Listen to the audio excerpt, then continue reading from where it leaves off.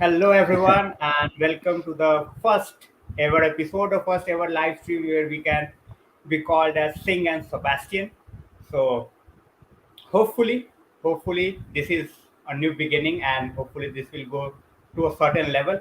But yeah, before I start talking, you have seen me talk a lot. Before I go on bonkers, we all know the stream always starts a bit slow. So, I will take the introduction of Sebastian again when the people are here. But in the meanwhile, we are going to be talking about the things we are going to talk about throughout the stream tonight. Definitely United. We will be covering England as well because me and Sebastian, we were just talking that World Cup is around the corner. So how England is shaping up, and there are certain fractions you can say. One is pro Southgate, one is against against Southgate. So many things to talk about. As I always say, after 2 or 3 minutes, my stream catches on fire. So in that time now that we have Sebastian. So Sebastian, we would love to have introduction of you. Many people Yeah, have since you last come in. So definitely, guys. Hello, everybody. Nice to see you all. So yeah, Sing and Sebastian is the new name that we've come up with. We think it's a good name. So we want to make this stream a regular thing. We want everyone to join in and give you your feedback as well. Let us know what you're thinking. Yeah, we're just two football geeks really who enjoy talking about it. So I think it's a great opportunity to have new people involved as well. We're both very active on YouTube, so yeah, definitely get involved, everyone. And let us know in the comments what you're thinking about everything. Are you happy with United's transfer window or a bit disappointed so far? It's all a bit slow at the minute. I think we're all waiting for the transfer window to wake up. So yeah, that's definitely what I'm waiting for. So I think that's what, yeah. hopefully it wakes up soon. So there, we will just get straight to the points, and we have so much to talk about.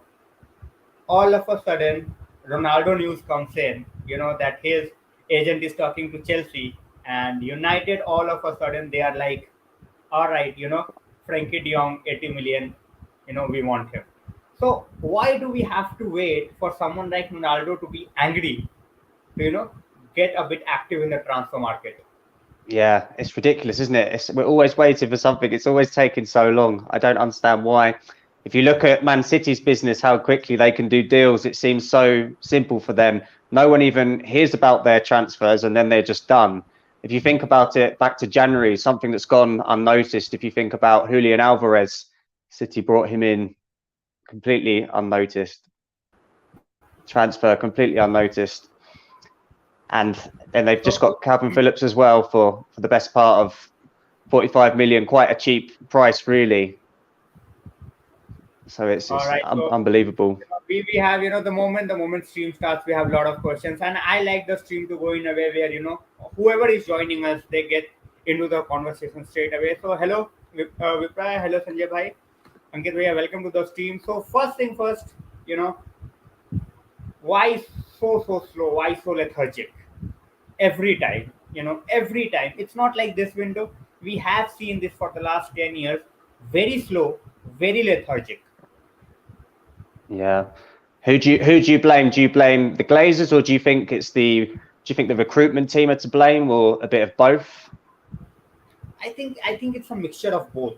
You know, not one guy can come up and say we have done our job properly. We suppose someone like Matt Judge, Hmm. a guy with absolutely no football knowledge. That guy was running the show, trying to sign the players for us. We have heard stories, right, Sebastian? We have heard stories where he used to basically go to players and he used to say, how much money do you want? We will pay this much amount and you have to sign for us. No details of the project, no nothing at all. Yeah, ridiculous, absolutely ridiculous. It's not professional, is it? Not a professional way to do it. It's even with now with Richard Arnold. I want to be positive going forward. You want to hope that we can do it in the right way. But Richard Arnold going down the pub, although it's nice in a way, in some ways that he's a human, I guess, and he's not so far away from reality. But at the same time, I don't think you'd see a Liverpool or Man City's top hierarchy going down the pub to have a conversation. It's just not the way you want it. You don't even want to hear from these people. You just want to, all you want to hear is Manchester United have signed Frankie de Jong. Thank you very much. You know, it's like, you don't even care what the name is really. You just want them in, don't you? You don't need to know about these people, what they're doing. We were talking in the previous stream as well regarding this topic itself, that Yeah. I have seen enough from these guys that I am not going to believe it. It might be a PR stunt. I know I am going to believe Richard Arnold only when I see the players coming in. I don't give a damn if you are talking about you have 500 million. I don't give a damn. You can say you have a billion to spend, but if you are not spending it, if you are not getting the players in, what's gonna, why should I take your words? Yeah, it seems to be, just there's so many different mistakes. I think as well, we went through so many different cycles of different managers, different ideas, that we're almost trying to find our identity in the whole club.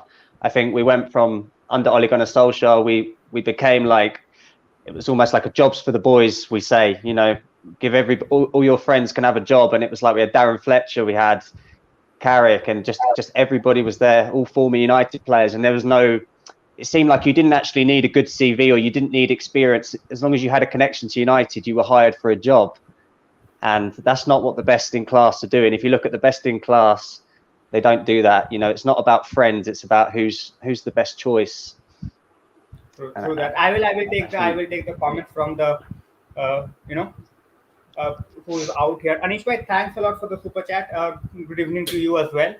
And Venkatesh bhai, I will also say thanks a lot for your super chat. So first question that's coming in, Sebastian, it's coming from Lou. He is one of our subscribers who loves to ask us sometimes a very out of the way question, you can say. Who should we blame? Ten Hag, board, owners, lack of QCL, God, who?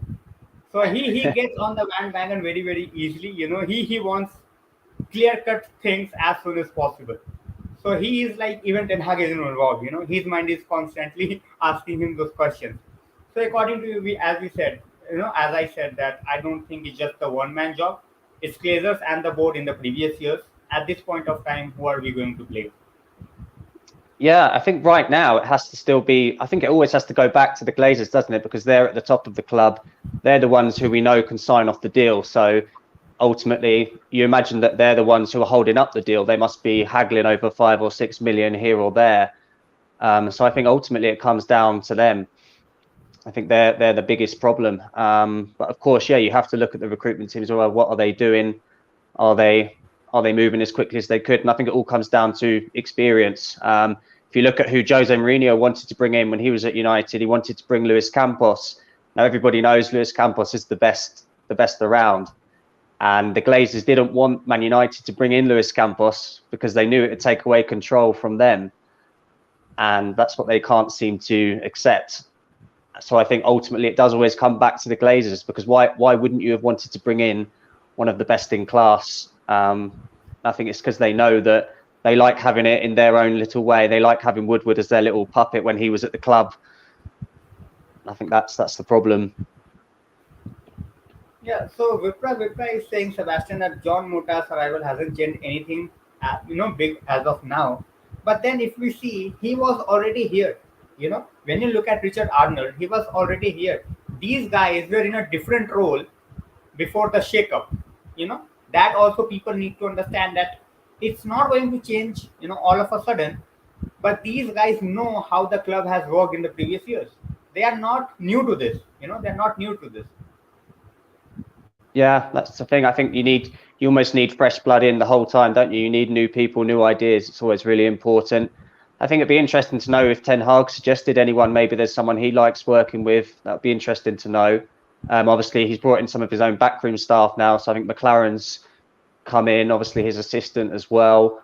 So hopefully that can be some positives in that regard. But yeah, going back to transfers, they have to just get on with it. They have to be decisive, because you can't keep missing out on all of these different transfers. If you look at the business that Spurs have done, you could say that two or three of their targets could have been our targets. If you look at Spence, the right back, Basuma, they're two players that potentially United could have bought. If you look at Liverpool with Nunes, that's sort of 3 players that we were being linked to that have already gone. So I think, if you wait forever, you're going to miss out on your targets as well. Exactly. So that's in this one. I think basically our viewers, they are basically covering topics we wanted to cover. Yeah. So if things have really changed, at least one or two players would have been already here, according to Anish. Yeah, completely agree. Yeah, you'd think it would have just been done. I think that's what everyone was hoping. Surely we can just bring in even a player that we're not talking about. You hope that the recruitment staff or the scouts have found somebody that we don't even know about. Some player from another league who's worth 10 million who we brought in. But it's never the case, is it? It's always, everyone seems to know all the players that we're linked to. We can never just go and bring somebody. If you look back under Ferguson, like when he brought in Chicharito, that was just completely out of nowhere. Those sort of signings make you so happy. Exactly. So this was tweeted by, I guess, Romero a few minutes ago. Have reached an agreement with Barcelona. I don't know at this point of time whether it's true, whether it's going to be announced tomorrow in 2 days. But I do have that feeling that it's going to be the 30th. I think that's the deadline, and I think even Barcelona looks right now that they don't want to miss out on 80 million. Trying to get 85 million. I think that's what they are thinking at this point of time, that we need to get this over with. We need to get this over with. We need to show in the previous year that we have sold Frenkie de Jong, get those 80 million, get the money off the books, his wages, and then we are good to go. We can invest that money in our squad. Who do you think's in a better situation in the negotiations? Do you think Barcelona or Man United? Who's in the higher kind of point at the moment? According to me, I think that Barcelona have just the edge. Now that they have sold their TV rights, now they looks like they have 200 million coming straight away. This season, and they can terminate contracts. They can sell certain players. And they can try to cover up the wages for Frenkie de Jong. And we are going with a new manager. We are going with a totally new structure. We are going with no UCL. So I don't think we are in any sort of advantageous point. We could have been in advantage if Frankie de Jong was dying to come out here, and it's not happening. We all know that he wants to be there, but because of Erik ten Hag, and he has made him understood that you have to go. You have to come to United, and that's why he's coming. Yeah, if you look at both of the players we're trying to sign, both of them, according to what you hear, I think De Jong had family holidays in Catalonia when he was younger. And if you look at Eriksen, his children are at school in London. So it's kind of the situation of, do either of our signings actually want to be living in Manchester? Because we've had that problem before with Di Maria, and with manager Mourinho, he never moved out of the hotel. So you want to know if the players actually, or the managers, whoever's coming to United, you want to know that they actually want to come to Manchester. And I don't know if they know, but it does rain quite a lot in Manchester, so it's not so sunny. So you hope that they do this research. Sorry to interrupt. Celia says, Frankie so close, get ready to celebrate. How do you think, actually I have said that on my streams before, that once, I thought that would be done before 27. Honestly speaking, I thought by the time Erik ten Hag gets into this, it will be done. But now that we know, he will be coming tomorrow, and we might take a 2 day more. So you think this is happening before 30th, or this might just, go along a bit longer? Yeah, very difficult. You just never know with United. It wouldn't surprise me if it dragged on. Wouldn't surprise me. Not at all. Right. Not in the slightest. So that's, as a United fan, everyone at this point of time who's watching us, basically United fans. We have Spurs fan in the house as well. So Spurs at this point of time, they are making inroads. We all know that. They are going all guns blazing. They want to have, they want to give Conte their best chance to win something. When you look at Chelsea, they are in a bit of trouble at this point of time because they have new ownership. That's understandable. But then you look at Arsenal. I am not saying that they are getting world beaters, but then they are showing the intent. They are going after Rafinha. They have closed Jesus. They have got Vieira. They are also looking for someone like Rafinha. They are also looking for someone like Tielemans. So how do you rate the the desire shown by other clubs at this point of time in terms of United? Yeah, I think that's the problem. You've got, not only have you got those teams looking to strengthen your Arsenals and your Tottenhams, but then you've also got your Newcastles are going to be better. West Ham, West Ham are quite a clever team. They've just brought in a good centre back that nobody really knows about. They're looking to get Broja, and those two players will make a huge difference to them. So, there wasn't much in it last year between Man United and West Ham and these teams. So we have to be careful as well. Teams like that, we've seen in the past that Leicester can can be in the top four as well. So there's lots of good teams out there. So you have to be very careful. I think for me, it's just being decisive. It's right. Who do we want? Who are our targets? And just go and get them. Stop messing around with certain players here or there. It shouldn't be last minute. It should all be decided. You should have an A list, a B list, a C list, and you work down it. You start at the top, see who you can get, and then down you go. But I think as well, it's important to get players out, and I think that's the other issue that we always seem to have. You think that surely there's a club in the Premier League, especially like a mid-table club like an Everton or a Palace, that would take Wan-Bissaka, and we haven't done that. We're just sort of waiting. I heard on Sky they were saying that Man United are relaxed about the Wan-Bissaka deal because he's got a few years left on his contract. But that shouldn't be the case. We should just want him out, get some money in, and replace him. And it's the same with Henderson and these players as well. Get them out. I Bailey. do feel that we have done a good job with Henderson. Because Yeah. I don't think Ten Hag is sure about De Gea just yet. He wants to see him for a season. If he performs the way he wants him to, we will sell Henderson next season anyway. If he's not, Henderson won't be on the bench. He will get back and he will give the one. So I will be taking the comments at this point of time, Sebastian.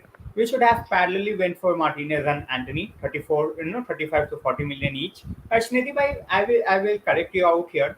Anthony is 70 million. The moment Ajax started selling their players, they got to realize that they might just end with their bench players for the next season.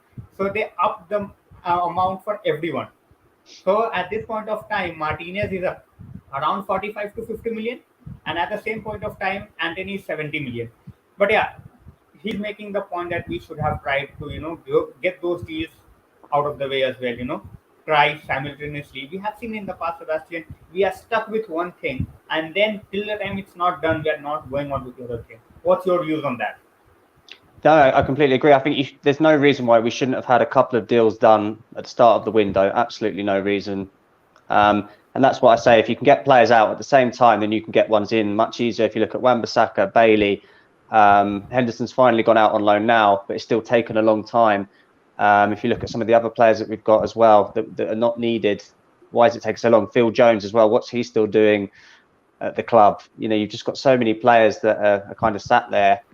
Thankfully, we've lost so many on freeze, which is almost a good thing because it's cleared a lot of the dead wood. We've lost Mata, Matic, Lingard, Pogba, Cavani, which is good. But having said that, you'd think with all of those wages that we're not paying now, surely that can sort of go towards the transfer budget. Surely we could have done at least one deal straight away. It should have been right. Anthony or De Jong, one of them should be done already. That should have been the first priority. One of those players. Question that's asked by Venkatesh out here, Sebastian. Do we really need Anthony? I feel we should rather invest our money somewhere else. But if HH wants really, then bring him on. It doesn't have to be Anthony, but I think we need a left footer on the right hand side. If you look at all of the top teams now, if you look at Liverpool with Salah, he cuts in on his left foot, causes problem. If you look at City with Mahrez, Bernardo, Chelsea have got that option with Ziyech, with Havertz. Spurs have got the option with Kulusevski. If you look at all of these sort of top teams, they've all got that option of having a left-footed player cutting in. And I think United were a bit predictable over the last few years, where we've had maybe Sancho on one wing or Martial, and then at times you've had Rashford stuck out on the right, which is not good. That's not his position. So I do think it would give us another option, but it doesn't have to be Anthony. There's other players you can go for. Rafinha is another one, for example.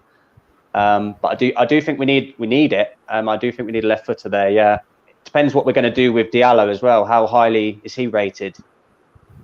Because you have to look at those things. Yeah, I think when it comes to Diallo, I think he needs a good loan, just like Gardner. I don't think he's just ready for the Premier League yet. And you cannot go into the next season with someone like Diallo, someone like Pelestri. These guys need some time before they are integrated in the squad. A good loan will give them confidence as well as United fans as well, that they can expect certain things. at this point of time we just are expecting things without seeing a lot. That's the problem for us United fans as well. So going to the next one, Anish is asking why is everyone saying Romano just tweeted something else. There are still no changes on players and agent side. I think Romano, Anish bhai, in the recent year, in the recent windows, when it comes to United, he has lost his credibility a bit. It all started with Ole's sack saga, where he already recorded a video and he posted it even before Ole got sacked. So I think that started over there. And at this point of time, I am taking Romero's words over someone like Romano because Romero knows what's going around in Barcelona. you know so I think that's why everyone is optimistic, because Romero has come out and he has said at this point of time that they are going to accept the deal. We have put up a improved offer. So Sebastian, coming back to Romano, you know how credible he is when it comes to United, and how much his credibility has been lost in recent windows. Fabrizio Romano. For me, I think he's top. I think he's good. I do. I'm always on his Twitter every couple of hours checking. I think he's good. I think he's better. I think he's quicker than Sky, to be honest. So no, I think if you go to him, you do get the latest news. Yeah, of course he will get some things wrong, of course, but generally I think he's pretty spot on. I think he's better than a lot of the journalists around. I can think of a lot worse. So no, I think Romano's good actually. I think he's the one to go to, definitely. And what I was going to ask you as well, what do you think about the loan system? Because for me, I love loan moves. Like when Garner went to Nottingham Forest, that was such a sensible move. I think that's what we should do with our players, especially young English players. Send them into the Championship because it really toughens them up. I think if you look at the Championship, the level is very high. And I don't understand why we loan players like Palestri out to La Liga, for example. I don't understand what we're trying to achieve with that loan deal. You could loan him out to the Championship and you could learn a lot more about him. No, I I have been a huge fan, as you said, of the loan system. You look at Chelsea, how much they have thrived in the recent years with their loan system.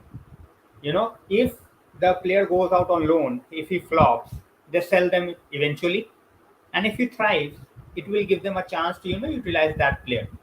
When we look at the number of youngsters we have, at this point of time, you look at Garnacho, you look at Alvaro Fernandez, Sola Shoretiere, you have someone like Mejbri, Diallo, Pelestri. These guys can easily go and be starters with the Championship team, as you said. And the quality over there, people underestimate Championship a lot. People think, it's just physical. Yeah, it is physical. But when you look at the way the teams play, they have a longer season because they have 24 teams. They have 46 games. When guys at the age of 18, 19 are playing those games, they either come out very much stronger than they used to be. And if you are not making it up in the Championship, you are not going to make it up in the Premier League. And that also gives us to judge whether he is going to be our future player or whether he is just going to be someone like Tahith Chong. We have seen Chong, he has not built up at all. And then at the same time, we look at McNeil. He has built up. He looks much more ready than someone like Mejbri, someone like Chong. So that's why I have been a huge fan of putting the players on loan, but then the loan move should be right. You cannot just send those players to anyone. We have seen that. Laird was doing great things with Swansea. We sent him to Bournemouth. He was on the bench for the second half of the season because of injuries and also because they already have a settled right back. So sometimes it's not making sense. But as you said, loan moves should be the need of the hour when it comes to the youngster. Celia is saying that Ten Hag say the same team came second. We all heard that. Maybe he has not fully done his assessment yet to go all out of for those he needs the budget we have. Sebastian. Yeah, that's the thing. Yeah, you don't know if Ten Hag's managed to sort of see everybody yet. So we maybe have to be a little bit patient in terms of which players does he want out. In terms of who he wants in, I think he should have a rough idea. And I think as well, just from watching, and he'll have all of the clips available, and even watching the game, I think it was against Palace, he was in the stands. I mean, he must have seen a fair bit then about how poor the attitude was. So you hope he's got a good idea, but there is a bit of that. You have to understand that Ten Hag's obviously, he's only just obviously walked through the door, so it's not always going to be really quick and easy. There are going to be some problems, but ultimately you need to be decisive. I think as a manager, you don't want to be the one who keeps people there, for the sake of it. It's better to just be decisive, come straight in and do what you need to do. If you look at the way that Klopp turned around Liverpool, for example, he had to be decisive. He got in the players that he wanted and soon got rid of that awful looking Liverpool team. And now you look at them, and that's what you want for United in a couple of years. You want to be able to look at our team and look at it with some pride and see that we actually have a team that goes out there and wants to win. The attitude of last season was horrendous. Nobody even looked like they were trying. Probably maybe Ronaldo and De Gea, and that's it. And that should never be the case with Man United. I mean, I still can't believe it. Growing up as a kid watching Man United, to think that we would ever have a team that wouldn't try. I can't believe it. No, Really, the only same thing, on the other stream as well, that I don't think United is going to have this sort of a season ever again. Especially where you have 9 out of 11 players, the starting 11, basically out of form throughout the season. That has, since 2007, when I started watching United, in the 15 years, I have never seen that happen, ever. And I don't think after this season we are going to see that happen ever again. But as you said, lot of players, they didn't even try, and that's where the frustration of most of the United fans came. That at that point of time we stopped trying. We stopped trying. So there is a question from Ayush. He's asking Dumfries or Martinez. Well, yeah, it depends because you need both. I think we need one centre back and we need a right back. So I think you need both. To be honest, I think you need both of those positions. I don't think you can just go for one, and I don't see why we can't get both. This is the point. I think you have. If you can move out the players, why not? We've already lost 6 players on free, so if you can move out 1 or 2 more, if you sell Wan-Bissaka, it means that you have to bring in somebody like Dumfries. If you look at other good right backs on the market, there's plenty out there. You've got Molina playing well in Indonesia. You've got Montreal at Seville playing really well. There's lots of good right backs available. Vonderson as well at Monaco. You've got Lamptey at Brighton. So there's four right backs, there that could come into our team and make a difference, and are definitely more attacking than Wan-Bissaka, which is something that we need. In terms of the centre back, who I would go for would be Pau Torres. That'd be the one I'd go for. I watched him against Bayern Munich, and I felt like he really dealt well with Lewandowski. I think Pau Torres, is it about 55 million release clause, 60 million? I would do that. I would do that. It wouldn't surprise me if Chelsea do it. Somebody's gonna get Torres because he's brilliant. Potato Boy is a Spurs fan, and he has come with really good points. Arsenal fans are so sad, bro. How can you give a manager 300 million but not get the fourth? Conte did it with 18 million. Please discuss this with Sebastian. When you, I will give my verdict on this before I take Sebastian's take. That when you look at the Spurs team, they are a good team. They are a good team. And when you look at what Conte has came in, it's not, he has brought in the players with the right mindset. Someone like Kulusevski, someone like Bentancur, who are willing to prove a point. All right. Then again, Romero was brought in as well. So I won't say that he has done it with 18 million. Obviously not. Now that he got the players on loan, and he always wanted to make it permanent after the season. So I won't say it's 18 million, but I think it's a very valid point by Potato Boy that they have done incredibly well with Conte, and at the same point of time, I really hope Arteta stays forever with Arsenal. Yeah. Tottenham seem to be moving in the right direction. They seem to be, they do seem to be moving in the right direction.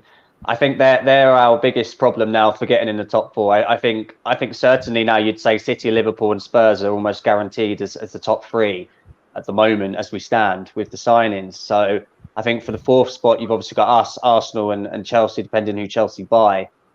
So it remains to be seen. But Tottenham are doing good business, and they're doing it fast as well. And Perisic, is somebody who's so good for the way that Conte wants to play. You know, I remember when United were linked to Perisic, I wasn't overly excited, but if you actually look at how he's played the last few years for a Conte, he's perfect. Perfect. All right. Yeah. So Gaurav is asking, do you think we need another CM? Who do you think we should target within these? Sangare, Fabian Ruiz at 25 million, a no-brainer. For CDM or CM, I think. He has two questions. First of all, Yeah. is do we need a CM? Okay. Obviously, Yeah. we need it. I Yeah. think we need it. And the next one is he's asking is should we go for Sangare or Fabian Ruiz? Got you. Yeah. I think. Well, Ruiz is a good player. Ruiz is very good on the ball. So if you couldn't get De Jong, you could look at Ruiz. That'd be a good option. If you want a ball playing sort of deep line playmaker midfielder, I think Ruiz would be good at that. In terms of the holder, again, it depends. It all depends on if we get De Jong and where are we going to play De Jong? Because if he's playing, from what I understand about Ten Hag, is his midfield three, they're almost interchangeable. So if De Jong picks up the ball off the back four, that doesn't necessarily mean that he stays there all game. The midfield three of the Ajax team that Ten Hag used to play, the really good Ajax team, they all change positions. So it almost confuses your opposition at different times. So De Jong could make runs. So it all depends on what type of player Ten Hag's looking for. But yeah, I think the standout holding midfielder is Declan Rice, but the price tag is the problem there. But yeah, if you didn't get De Jong, I think Ruiz would be a good option. The other lad, I think you'd have to compare him with Fred. Is he, you've already got Fred who can run around and win the ball back. So you need to look at the lad from PSV. Is he better than Fred in which parts is he better than Fred? That's what you need to compare. You don't want to buy someone who's the same sort of level. Also, many people are saying that our midfield of Donny, Frankie, and Bruno is not viable, not feasible. And I, for some reason, I think that these three can definitely work. As you said, interchangeable. And then we will have three midfielders with work rate like crazy.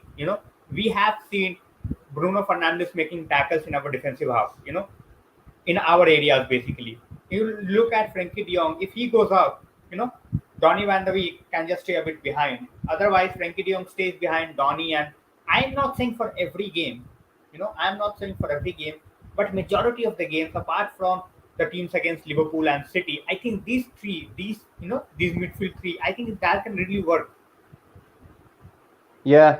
I think as fans, it's going to take us some time to get used to it because we're so used to having Fred and McTominay who just literally all they can do is win the ball back, and once they get the ball, they don't know what to do with it. So as Man United fans, we're going to have to be patient. We are going to have to be patient. We're going to have to get used to players playing on the half turn. We are going to be a little bit nervous at times watching Man United this season. Yes, yeah, but that's what we want. It will take time. It won't be perfect this year, but at least if you can see that it's going in the right direction, I want us to be brave on the ball. I don't mind De Jong giving the ball away if he's trying to be brave. But what I don't want is Fred and McTominay at home to Burnley against these sort of really poor teams going backwards with the ball. That's what I don't want. Exactly. So next is not a question. It's just basically tell me Sebastian is a De Gea fan.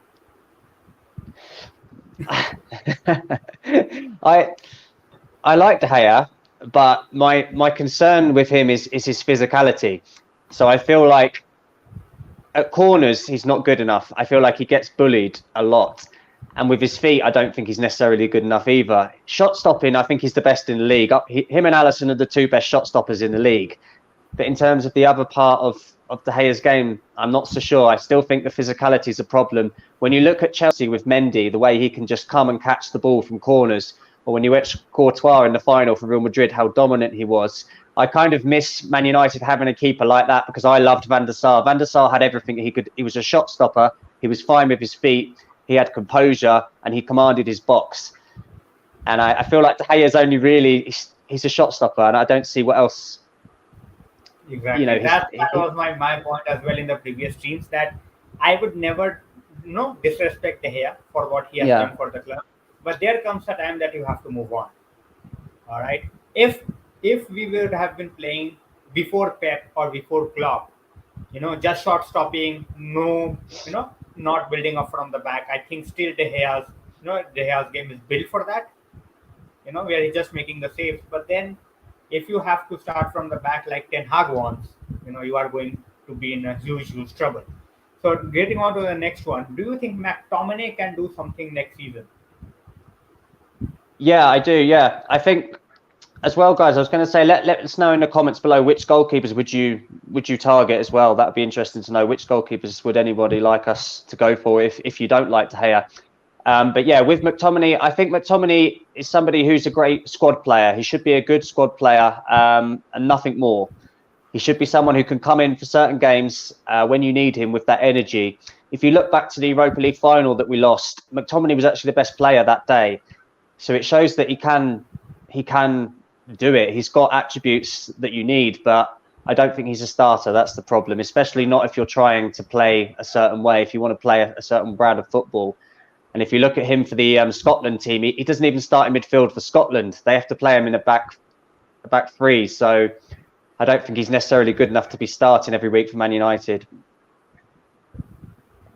All right, I have said that before. When it comes to, you cannot have 11, world class players in the starting 11. You need the mentality of someone like McTominay and Fred, who are more than happy to be on the bench and come and see out the games. They won't mind that. You cannot bring in 40 million players and ask them to sit on the bench. They will always moan. But with someone like Fred, someone like McTominay, these are the guys who can see the game off for you in certain ways. They can put the burden of certain midfielders in Carabao and FA Cup. And they can be utilized in Europa League. So I think these two guys make great bench players. I never thought they were, as them as the starters for United. As you said, they never had the quality to make it up for United starting 11. So yeah, moving ahead, Anjali is saying hello, welcome. He's welcoming you to the channel, and he's asking how many signings do you think, Sebastian, for competing for top 3? For the top 3, I think obviously it depends on the quality of the signings, but I feel like we need at least 3 players who walk into our first team. So there, for me, that would be Pau Torres, Anthony, and De Jong. If you got those 3, they walk straight into your first team.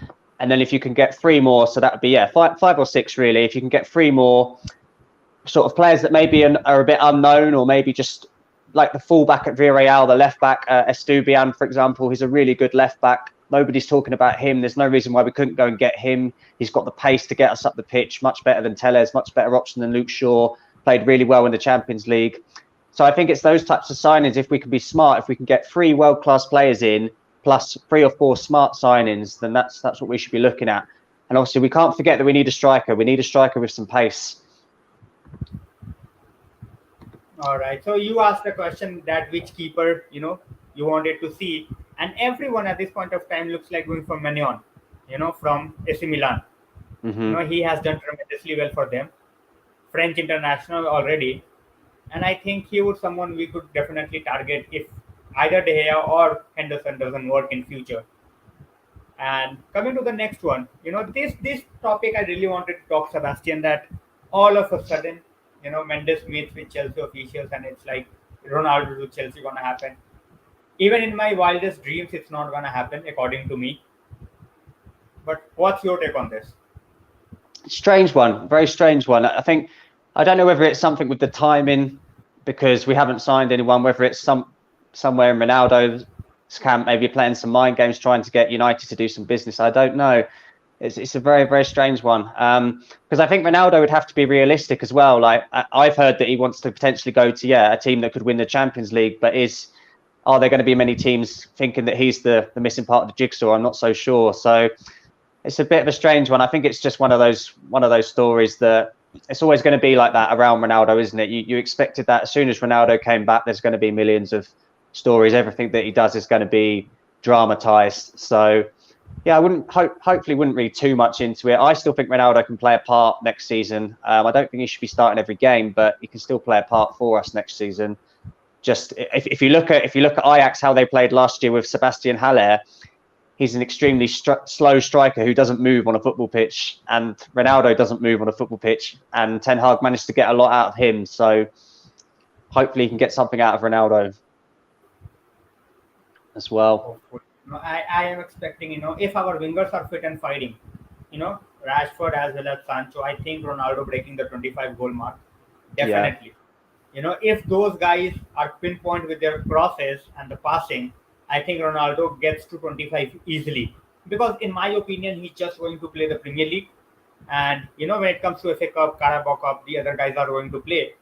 And even in Europa, till the time we are not qualifying for the knockouts, I think he stays out of the competition. So coming to the next question, our fullbacks, everyone knows they're not good enough. Left back, you can still say that Shaw handles things well at times, but when you look at Delo and AWB, they're not good enough. So the question is, how many assists do you reckon we will get from Shaw and Delo if they keep on starting next season? I think, I think if Luke Shaw stays fit, he's obviously a good left back and he can provide lots of good assists and provide lots of good moments. If you go back to the Euros when he scored in that final, it was like Luke Shaw was on top of the world at that time, and then it's all just come crashing down ever since. The same with Harry Maguire. I mean, I think Harry Maguire was in the player of the tournament for the Euros and the World Cup, and then obviously Luke Shaw scoring in a final, and then you look at them both coming back for United, they look like half the players. So yeah, I think Luke Shaw has got the attributes. The problem is his fitness, really, and I'm not sure mentally that he's strong enough. I think there always seems to be a question mentally with Shaw. So that's always the concern: is can he stay fit? But if he stays fit, then yeah, he'll be a good left back for you. He'll give you plenty of good options. He is not last year, but the year before, he was playing absolutely fantastic. And same with I think Delort as well. Definitely one of the 3 left backs in the world in that season.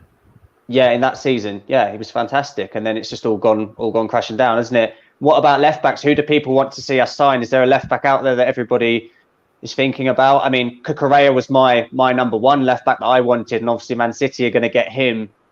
So let us know in the comments, guys, which left back would you like to see coming in to the club? All right, guys, do get commenting, as soon as possible. You have heard Sebastian. He wants you to choose the next left back for us.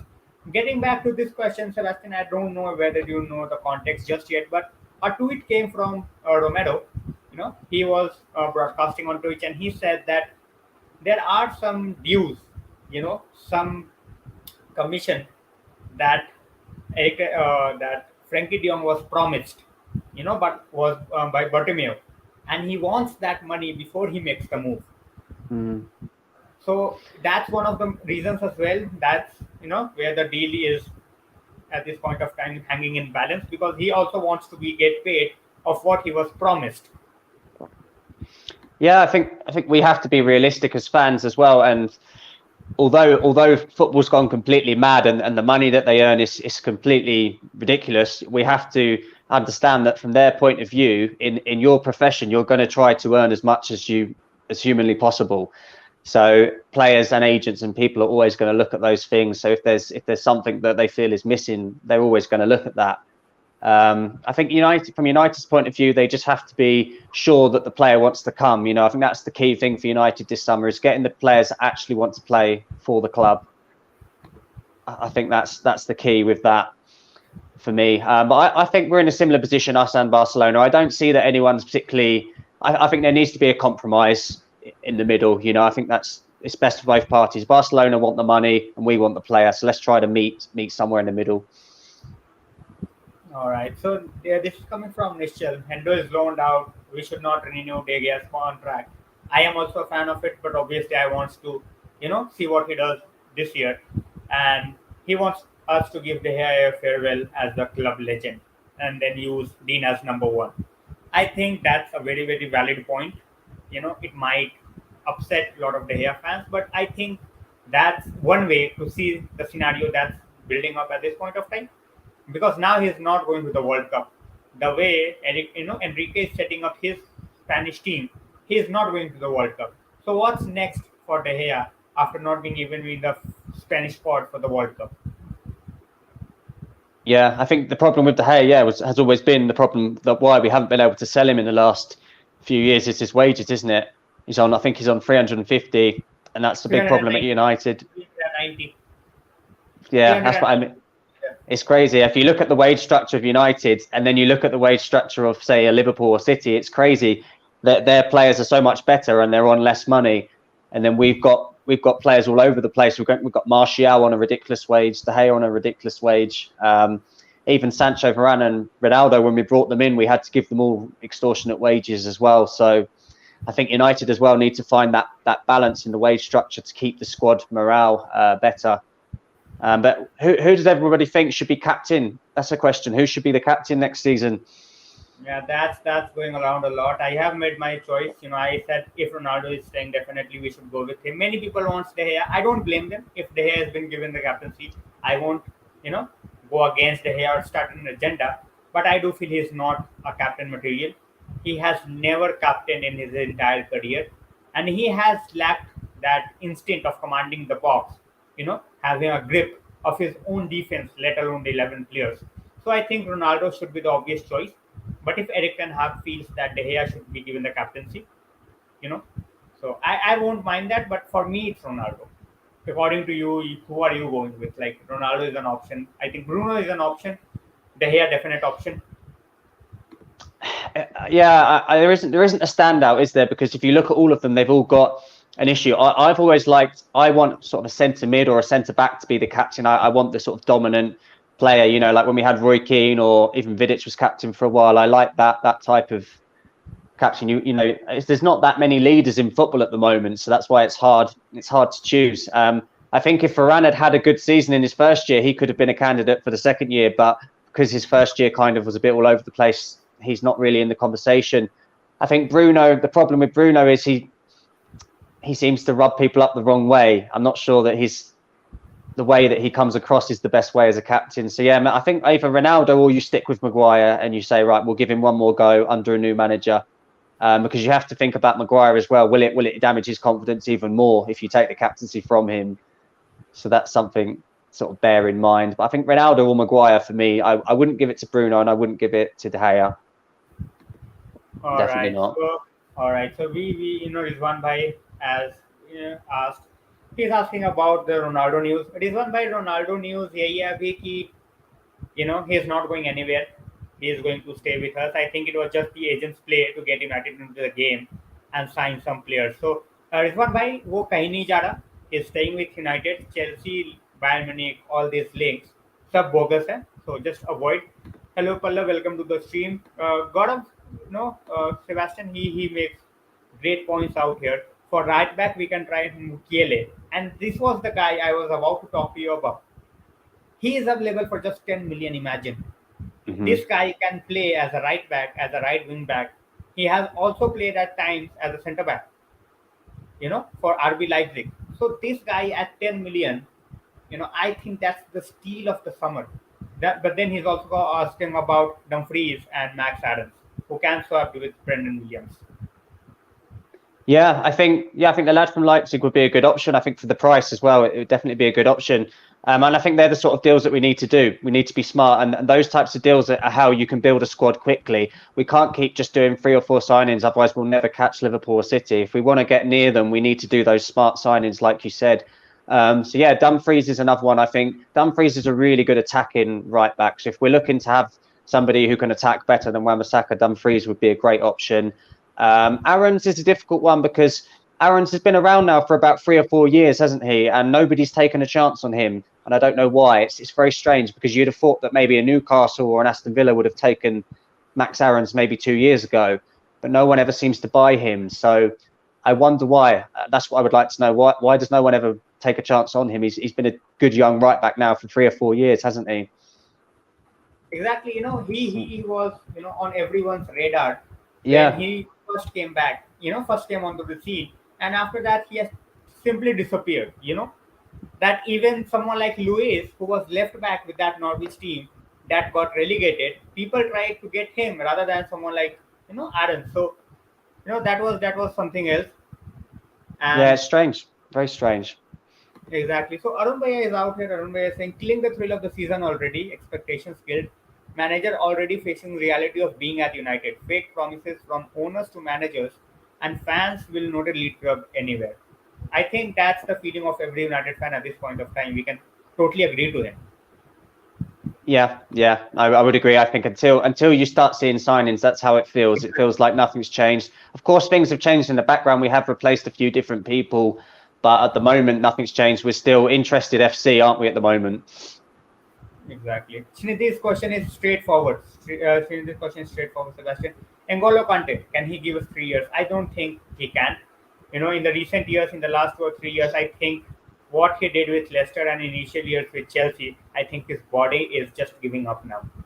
He is reaching that stage where he is not able to perform for throughout the season. Like he is doing it when he's playing, but he's not able to continue it for the entirety of the season.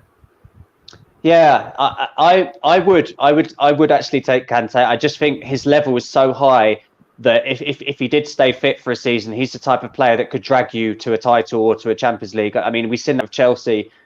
That Chelsea team that won the Champions League, it wasn't a great team, but if you look at Kante's part in the semi-final against Real Madrid when Chelsea won it, he was absolutely outstanding. So it's in moments like that. If we'd have had a Kante, like, well, not last year because our team was obviously the attitude wasn't there, but I think if Man United got back in the Champions League or even in the Europa League, someone like Kante on his day is ridiculously good.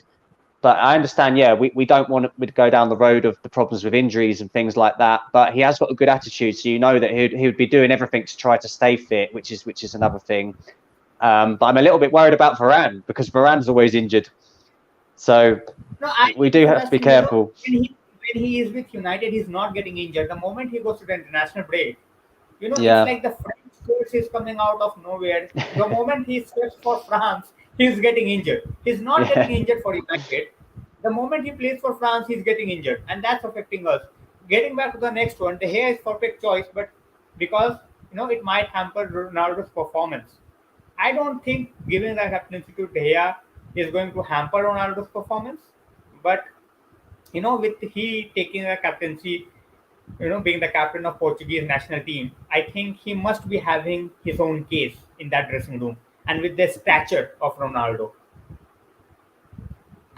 yeah, yeah. It's difficult. I don't think there's a standout for the captaincy. There's not a standout, definitely. And You take what's this question everybody's? on your own. Go on. Take this question on your own.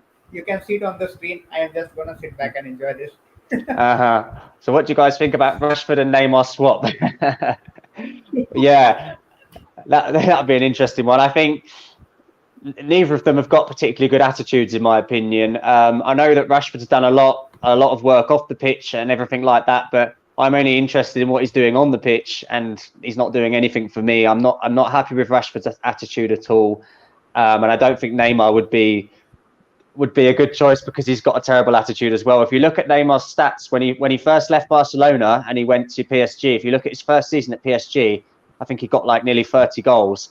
And if you look at the decline every year now, how it's getting worse, all those nights out that Neymar's been having in Paris, it's starting to take its toll, and he's starting to lose his fitness. And it'll be the same with someone like a Jack Grealish. You watch Jack Grealish in 3 or 4 years, he won't be the same player, because if you don't take it seriously, if you don't take your body seriously, you can't maintain the Right. top level. All right. So getting back to the next one, new fullbacks. We were talking about it. It's not the same. Obviously, we know that we need the fullbacks in attack. We talked about, people were thinking, Malaysia. Malaysia was never linked properly to us. It was just Mm-hmm. one or two news outlets coming out with that news. And I still feel that someone like Alvaro Fernandez, you know, if I, if we have seen him play, I have seen him play for the under 23s, under 19s. That guy is absolute class, and that's why I want him on a loan this season, one season, and I think he will be ready for the backup role next season and might be the starter in next 2 seasons. Yeah, I think the level of the under 23s, it's hard to tell, isn't it? So yeah, you need to get them. So this is what I would do if I was in charge. If I'm loaning out players, if somebody like Alvaro Fernandez, I get him on loan now, straight to the Championship, but I make sure that he's going to play every week. So let's say he goes to Blackburn for a year, he goes and plays there. You understand his level. If he performs well, you then get him back in the Premier League. You either loan him out to a Premier League team in the lower part of the table, or you give him a chance. It's really simple what we need to do with these players. And it's the same with somebody like a Ghana, same with Hannibal. Every now and then there's one that stands out, and that you need to keep him around. You look at when we had Greenwood, he came straight into the team. We knew that he was good enough. So every player is different. And the other players, they need to go out on loan. Exactly. Kaushik is saying, I think United should look for promising teenager to sign and upskill them. How much it is possible? I think it is possible, and we have done that in the past. But in recent years, when you look at the youngsters who are available, unfinished youngsters, just straw players, even those players cost around 45, 50 million. You know, so when you are buying them, basically that shows that you have to just put them into the main team straight away. That's what happened with someone like Diallo as well. He's just 19, 20, and people expect him to play like a lot of games. That because we paid almost 30 million for that guy. Yeah, that was a panic, wasn't it? That whole summer was panic. I think we got Cavani, was it Palestri and Diallo, Van der Beek. It was all just a complete nightmare. We didn't have a clue what we were doing that summer. You just have to hope like this season, like somebody like Garnacho can come through. Hopefully he can start to become that extra option as a striker, because we've only really got Ronaldo at the minute. And then you look at someone like Garnacho, we need 3 or 4 strikers. If you look at all the top teams, they have that. So we need those options. If you go back to the best Man United teams of like Cole, York, Sheringham, Solskjaer, Rooney, Tevez, Berbatov, Welbeck, Hernandez, you always had a lot of good options. Players who can do their own different role. And I feel like United need to get back to that. They don't have to be the big name. It can be somebody like the striker for Frankfurt, Rafael Santos Borre. If you watched him in the final for Frankfurt, he'd be a great option as a second backup striker. Somebody to do the Chicharito role, something like that. So I think we need to look at players like that as well. Just players who can come off the bench and give you a really good 20 minutes sometimes. All right. So we have talked a lot about United, Sebastian, but moving on to Arsenal. Jesus confirmed, Vieira confirmed, Marquinhos confirmed, going heavily after Lisandro Martinez as well as Rafinha. They are trying to back Arteta in every way possible. They gave him 150 million last window, and I think the inexperience shows up at the end and where they missed out. But again, they are going with someone like Jesus. How much are you going to rate Jesus now that he was City title winning squad, Champions League year after year, going back to Arsenal? Yeah, I think. Do you think the manager? Firstly, do you think the manager's good enough? What do you think about Arteta? Because no matter who they sign, do you think Arteta can take them into 4? I don't think so. That's why I said before in the stream as well that I want Arteta to stay. Mm-hmm. Simple as that. Because I don't rate as a manager who's going to take Arsenal to the trophy. If they were spending much amount of money with someone like Ten Hag or Conte, I would have been shaking. I would have been putting my blanket, staying inside my blanket. That I don't want to see the transfer window. But what they are doing at this point of time, they are backing Arteta, and he might build up a team for the next one. But I don't think he is the guy who's going to get them to the trophy. No, I feel like Arteta, he's like the Solskjaer. Yeah. It's like the Solskjaer time. Yeah, sorry to interrupt. I just thought that Solskjaer was ready to take the next step, but I think him not taking the next step in his own mind was his downfall. If plan A is not working, go to plan B. Don't just be at the plan A and get sacked. It will always hurt me that they didn't end up with a trophy. It's gonna be painful for me throughout. But in the end, it was his own mistakes that led to his downfall. Yeah, definitely. I think with Arteta and Solskjaer, the similarity, that the comparison I'm making is, if you look at when Arteta walked in at Arsenal, he had a lot of bad characters. And when Solskjaer came in at United, he tried to get rid of some of the bad characters. And I think he's actually done well getting rid of Ozil.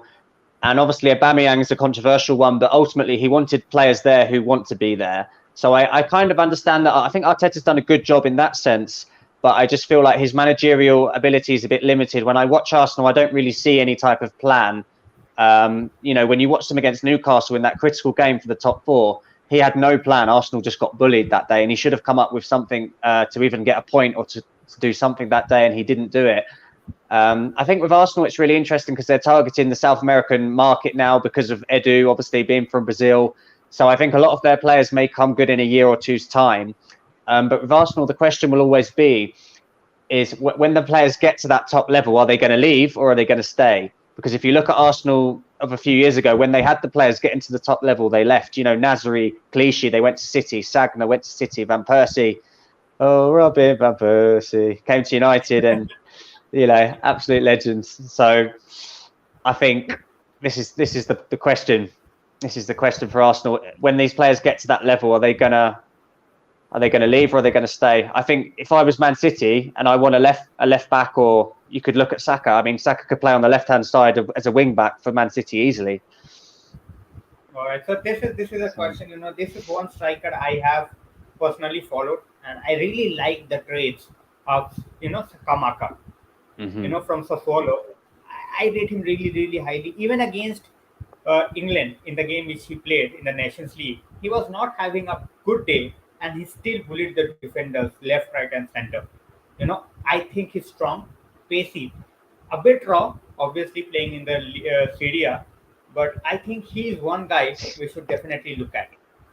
As Data Yeah, is saying, I don't think he's going to PSG, and I do feel that he could be our striker going forward if we can get him in the next window. This window, I don't think we have the budget.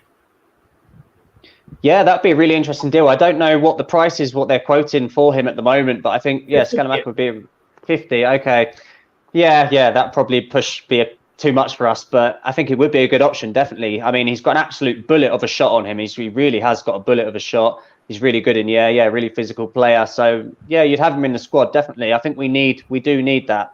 I don't know what other strikers people are thinking about, because for me, the two strikers that I desperately wanted have both been signed. So I wanted Alvarez, as you know. I'm a big Julian Alvarez fan, and when he went to Man City, I was gutted. And then the other player that I wanted was Darwin Núñez, and obviously he's gone to Liverpool. So the strikers that I can think of in terms of strikers in their prime, you've probably got Lautaro Martinez, you've probably got Osimhen, and maybe Jonathan David at Lille could do a job. But apart from that, in terms of pacey strikers, there's not that many about. So you maybe would look at another option. All right. Before guys, we take the next question. Before we talk about other things, Sebastian's social media handles as well as his YouTube channel's link is in the description. So if you have not followed Sebastian, do go and follow him. He come up with the videos, and right now he is in Argentina. So expect lot of lot of videos from River Plate as well, because he has been in the stadium. And you can ask about River Plate. We have so many Argentinian fans out here, so they would love to know about River Plate, and they have followed because of when you look at I will tell you one fact. When you look at the national teams in India, where the football crazy states are, like someone like West Bengal is there, or with the South states, Kerala and all, there is just two teams. Either you are a Brazilian fan or either you are an Argentinian fan. That's it. You don't have a third choice. So you have families with Brazilian fans, Yeah. father following Brazil, son following Argentina, and getting into fights, and so we have seen it all. So guys, just go out and hit that subscribe button on Sebastian's channel. Mary saying bring back Schmeichel. Just bring it back. We need to bring on a lot of players back. Definitely, guys. Yeah, honestly, out in Argentina, I've noticed they are absolutely crazy for the Copa Libertadores. Obviously, it's their version of the Champions League. So I didn't realize how big it was when I've been, since I've been out here. But yeah, just in terms of players that they're talking about out in Argentina, the two players that in River Plate are particularly good. Obviously, Enzo Fernandez and Julian Alvarez. So they're the two that everybody's talking about. Enzo Fernandez has just had his move to Benfica. So what generally happens with Argentinian young talented players is they tend to move to Europe, to maybe like the Portuguese league or the Italian league first, and then they play there for a year or two, and then after that they come to the Premier League. So I don't know if anybody's seen much of Enzo Fernandez, but he's a really good midfielder, very good passer. That's what the question was as well, Sebastian. The moment I mentioned River Plate, there was a question from about Enzo Fernandez. Enzo Fernandez, as you said, and Alvaro Fernandez. Alvaro has already gone. Enzo might be moving very, very shortly. And before that, there was a comment from Praveen Bhaiya, that he is liking the new concept, because this is making the conversation a bit deep and other aspects are also coming into the conversation. So thanks a lot, Praveen Bhaiya. And there is a question about Halier. Halier, I didn't fancy. I have seen him with West Ham. I think he was good enough for Eredivisie, but in Eredivisie you can go out and you can bully. You know, Halier never had the pace. He could bully out there, but in Premier League he gets bullied. And if you don't have the pace, you are not going past the defender. So I think Halier. I'm happy that we didn't go after Halier.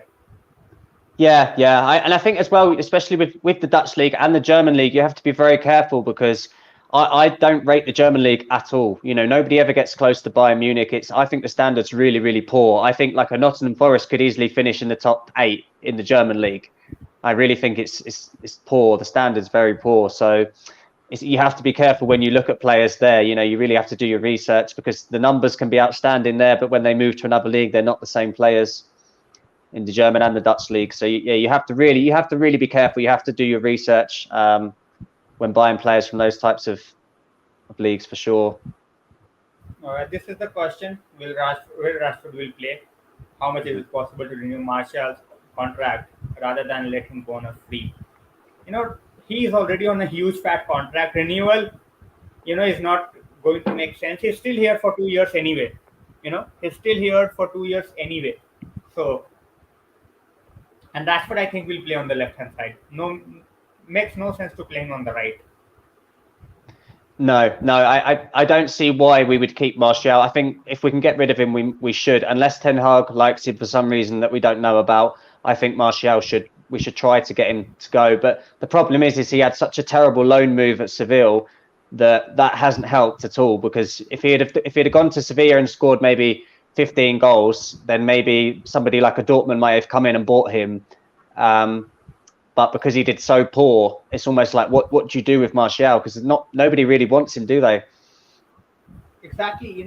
Even if someone is willing to pay us 25 million because he's very young, he's still very young. No one is going to pay 250,000. That's totally out of equation. And you are talking about 15 goals. I think. Even if you would have scored 5, stayed fit, showed enough, others would have tried to take a chance. Even Sevilla, even Sevilla would have tried to take a chance. But we have seen that, that it's totally, he has just made it worse. If someone was not interested before, no one is interested now. No. Tadic, Musafir Bhai is saying Tadic is an example. He was not even an average player in Premier League. He is breaking all records in Eredivisie. Next question, Marzouk is saying 5 impacts, 5 substitution rule. How much of an impact that is going to make? Difficult to say. I think it should. The problem is it breaks up the. I don't know. Is it 3 stoppages? So if it's 3 stoppages with 5 substitutions, it's not too bad. But I don't like it when the game keeps stopping all the time. So yeah, I think I don't think it's necessary. I think it's silly. I think 3 is more than enough. So for me, it's not necessary. But I think it can help. Potentially, can help the bigger teams. I think it'll help your Man Cities of this world. I think it'll help them even more. They get to rest their players a lot more. Yeah. And Tony have already played under ETH, so that's a big boost. I think these two are going to be the midfield generals, we could say, for the next 5 years without a doubt. That's my personal feeling that with someone like Donny van de Beek, who has already flourished under Erik ten Hag, he is going to be extra motivated, extra energetic to come back and prove a point after how Ole as well as Ralph treated him when he was there. Yeah, definitely. And I was going to ask everybody, so what's everybody's feeling in terms of the England national team? It's interesting for me to get your perspective on the England national team, because in England currently everyone's very there's a lot of debate about Southgate, either Southgate in or Southgate out. Obviously he's done a good job in the sense that he got us to a semi-final and a final, but you do feel like he's not getting the best out of some of the attacking players that we've got. So let me know in the comments below, what do you think about Gareth Southgate? Do you think he's a good manager, or what do you think of England's chances in the World Cup? Guys, you heard Sebastian straight away. So please share your views on English national team as well as Southgate. In the meanwhile, I will answer to you, Gaurav bhai. The problem with a lot of younger players is that left winger, and Martial. So, when you look at the likes of Garnacho and Elanga, they are very, very young. They are very, very raw. It's not like their position cannot be changed. With a new manager coming in at the age of 17, 18, there is always a chance where you can change the position of the player. When you look at Sancho, when you look at Rashford, I think they are settled. Rashford should be on the left, Sancho should be on the right. There is absolutely no doubt. Because at times on the right hand side, Rashford looks absolutely out of depth. He just don't know what to do on the right hand side. On the left hand side, he can cut back in. He uses his right foot. He can get back, he can get the shot. He can cut back in. But on the left, on the right hand side, he's totally clueless. And thoughts on Martial? Terminate the contract, move on. Not gonna waste time on him. Already wasted 6 years. Already wasted 6 years. Get rid of him. Just get him off the wages. In that amount, you can basically sign another player in the next 2 years. The amount of money we are paying him. So I will also take your comments on this, Sebastian. That so many players willing to play on the left. Yeah, it's a difficult one. I think ultimately, I think we need to be decisive as a club. So whichever, we need to just stick with one player. The problem in the last few years where we've had Rashford there, Sancho there, Martial there, and then we've had Rashford on the right, which is just completely pointless. And then we bought Sancho as a right winger, and then he's ended up playing on the left. It's just, we need to start being more decisive. We need to decide, right, who is our best left winger, who is our best right winger, and let's stick with them. And then, when you look at somebody like Elanga, let's be honest, he's limited, but he's got a lot of good attributes as well. Elanga was the player who scored in the Champions League for us against Atletico. He's got that pace on the counter attack that he can come in and make a difference. You can use players like Elanga, like McTominay, but you have to use them at the right time. They're good squad players. So it's all about working it out. You need a bit like what Real Madrid were doing in the Champions League. They had their best 11, but then Rodrigo would come on and he would make that difference, at a particular time. And I know that they're a different level of players, but it's the same kind of philosophy, the same thing that Liverpool do. They have their best front three, but then at the right time, Klopp will bring on, how we used Origi, for example. He'd come on at certain times and score a goal. And I think that's what United need to do. We need to be decisive with our first 11 and then use Elanga and use McTominay at the right times, players like this. All right. So this is a question I would really love to answer. If we don't give a CDM, FDJ plus VDB pivot, I think that's a great midfield. It's not going to work in every game.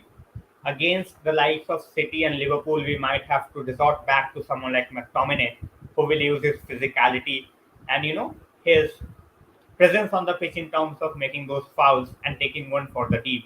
So I think McTominay in certain games can be utilized as a starter if we are not getting a CDM. But Frankie de Jong plus VDB and as number 10, Bruno Fernandes, I think that's the way to go, in my opinion. And I think that would be definitely be the right thing, if we are looking to just bully team out of the game, with chances after chances after chances and keeping the ball at the same time. Yeah, it'd be interesting to see how Ten Hag improves players, because for me, Fernandes, his weakness is it's not his attitude and it's not his energy, but it's his positional sense.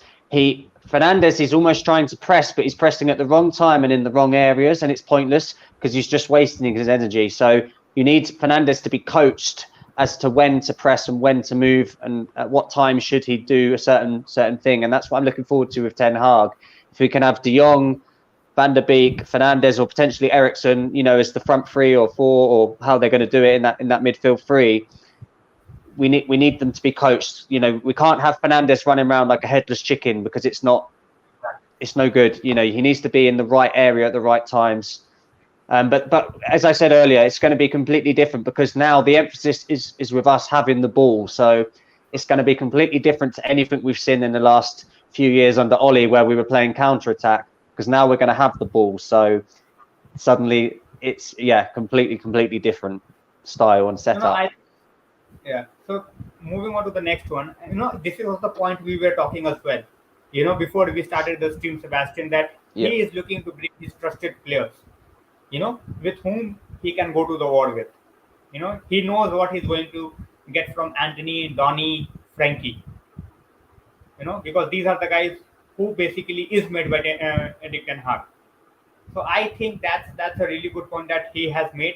You know that he is trying to get the players that he really trusts in every position. Coming back to the question that you asked, everyone in the comment section believes Southgate should be out. Everyone. I have not seen a single comment where it says Southgate should stay. Arun Bhaiya is saying Southgate should be taking charge of England football team for at least two more decades. Something might come home. you know, we talked about it. I think give this team to someone capable, and they win the World Cup, they win the European Championship. That's without a doubt. Yeah, I mean, he's so worried. He's so worried about protecting the back four that it's just become so negative. And now there's no plan under Southgate. It's just hopeful that it's hoping that Sterling or Kane come up with a moment, but there's no plan. And if you look at somebody like Foden, he never even plays for England, and when he does, he just comes on the right wing and does nothing. We're wasting players like Foden. Maddison can't even get in the squad. Mason Mount is rubbish for England, and he's a top player for Chelsea. So Bellingham hasn't played well for England. The only ones who do well is really Rice and Phillips, because all they have to do is just protect, the back four. But there's nothing back five. Sorry, there's nothing else, happening with England. It's so boring. It's so predictable, and I feel like we're really stifling players. All right. So this is a really good point, Sebastian. I didn't think about it, to be very honest. I am reading the comment. I am just thinking, that Anthony deal we can swap Pelestri to lower the fees. I think even not Pelestri, there might even Ahmad. Because Pelestri, what's gonna Ajax pay? 5 million, 7 million. For someone like Ahmad, we can demand 20-25 million. And take that out of Anthony's deal. They want 65. We are having a Mart who we might need to send on loan for another year or two. We get a ready-made player in Anthony for 40 million or 45 million.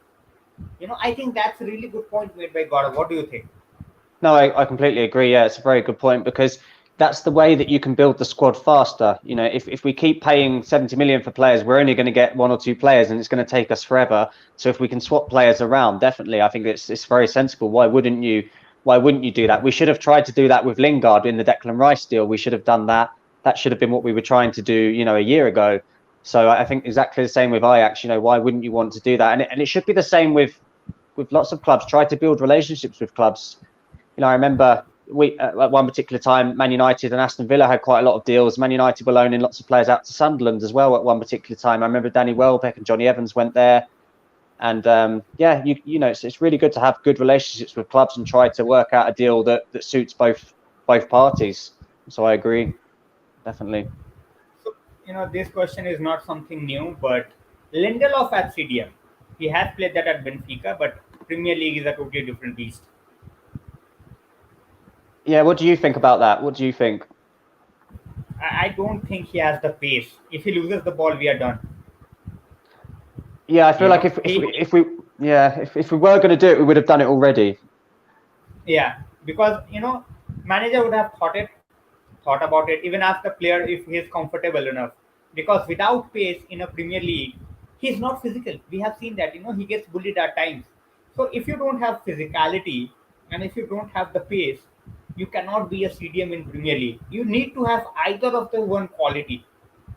Ball playing is needed, obviously, but that would definitely be secondary. You need to have that pace, or you need to have that strength. When you look at Kante, you won't say he's very, very, physical, but then he has that pace where he can cover everything. So if he loses the ball, his passing is not great. We all know that. It's not like he's killing up with diagonals. He's not doing that. But he is making sure that the players, if they lose the ball, he is going out and he is getting the ball back. So I don't think Lindelof can do it, and that's why I don't think we have seen enough. We have seen Lindelof playing that role. So that's what I think. Yeah, definitely. Yeah, no, I think we would have done it definitely in the past because we've needed a defensive midfielder for a long time. So I think we should have potentially tried it. Maybe they've tried it in training and it didn't work. Because I know when Lindelof played right back, I didn't like it. So when he was playing there, it wasn't working. But yeah, he's got some attributes, but like you said, the pace probably not the one. Probably not the one in the Premier League. Yeah, exactly. This is a good question. If we don't end up signing anyone, realistically, where do we finish in PL and Europa League? And where do we finish if we get 2 or 3 players? Oh, depends on the quality. Depends on the quality. If you get 3 players, as I said earlier, if you can get Torres, De Jong, and then either like a Rafinha or an Anthony, someone like that, then at least it would be 3 players walking into your first team, which would be a good thing. But yeah, I think there's no excuse not to get 5 players. There's no excuse. It has to be, I think 5 is a minimum. 5 is a minimum. 3 of them need to be walking into the first team, and then the other 2, they need to be sort of ready-made player, ready to come off the bench and make a difference as well. As you said earlier, look for those players who are like the guy at Leipzig. Look at those players who are available for 10, 15 million, who you can bring in, and that they've played in the Champions League before. Exactly. We need 2 to 3, 30, 40 million players to build the squad. My basic problem with 30, 40 million is, it's first of all, it's not a very low amount. Mm-hmm. That you are paying 40 million basically constitute, a lot of team squads. Obviously we are in Premier League, we are United, so we are saying 40 million players to build the squad. But then those 30, 40 million players, you need to see where you are going to utilize them. We are not City. At this point of time, we are not City, where the likes of 50 million or 60 million talents sit on the bench. We cannot think like City at this point of time. If we are getting 30, 40 million players, we have to make sure they are playing in week out. We Yeah. cannot just try to build a squad with 30, 40 million players, because at this point of time we need them in the first team.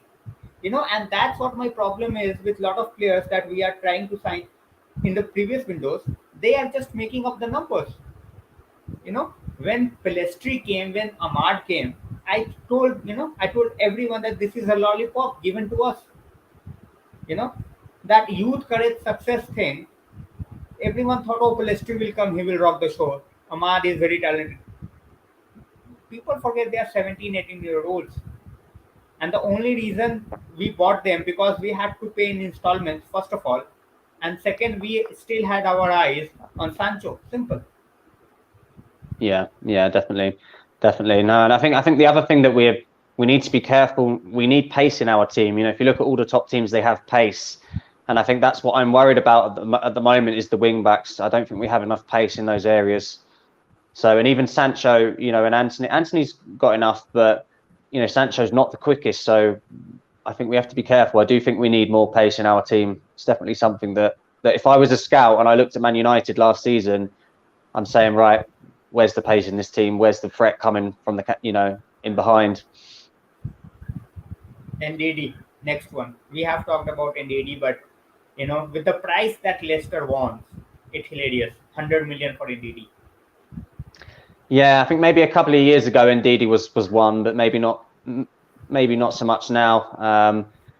Yeah, not for me. I think Neves is an interesting one. Neves would be a good option if we can't get De Jong. I think Neves has got all the attributes. The nice thing about Neves is that he can do it in the Premier League. You've seen him come to Old Trafford before, and he's dominated the possession. It's not hard to do that against Fred and McTominay, but Neves has done that easily for Wolves. So I think there's lots of options out there, and I think somebody like a Neves, a De Jong. If you can't get De Jong, you've also got Tielemans in the conversation as well. He's potentially available for a cheap price. So there's still a lot of options out there. And what does everybody think about Eriksen? Is that a good signing or not? I think Eriksen for me is bolstering the squad more than anything else. It's a real good option just for the squad, because he can play in a multiple number of positions, can't he?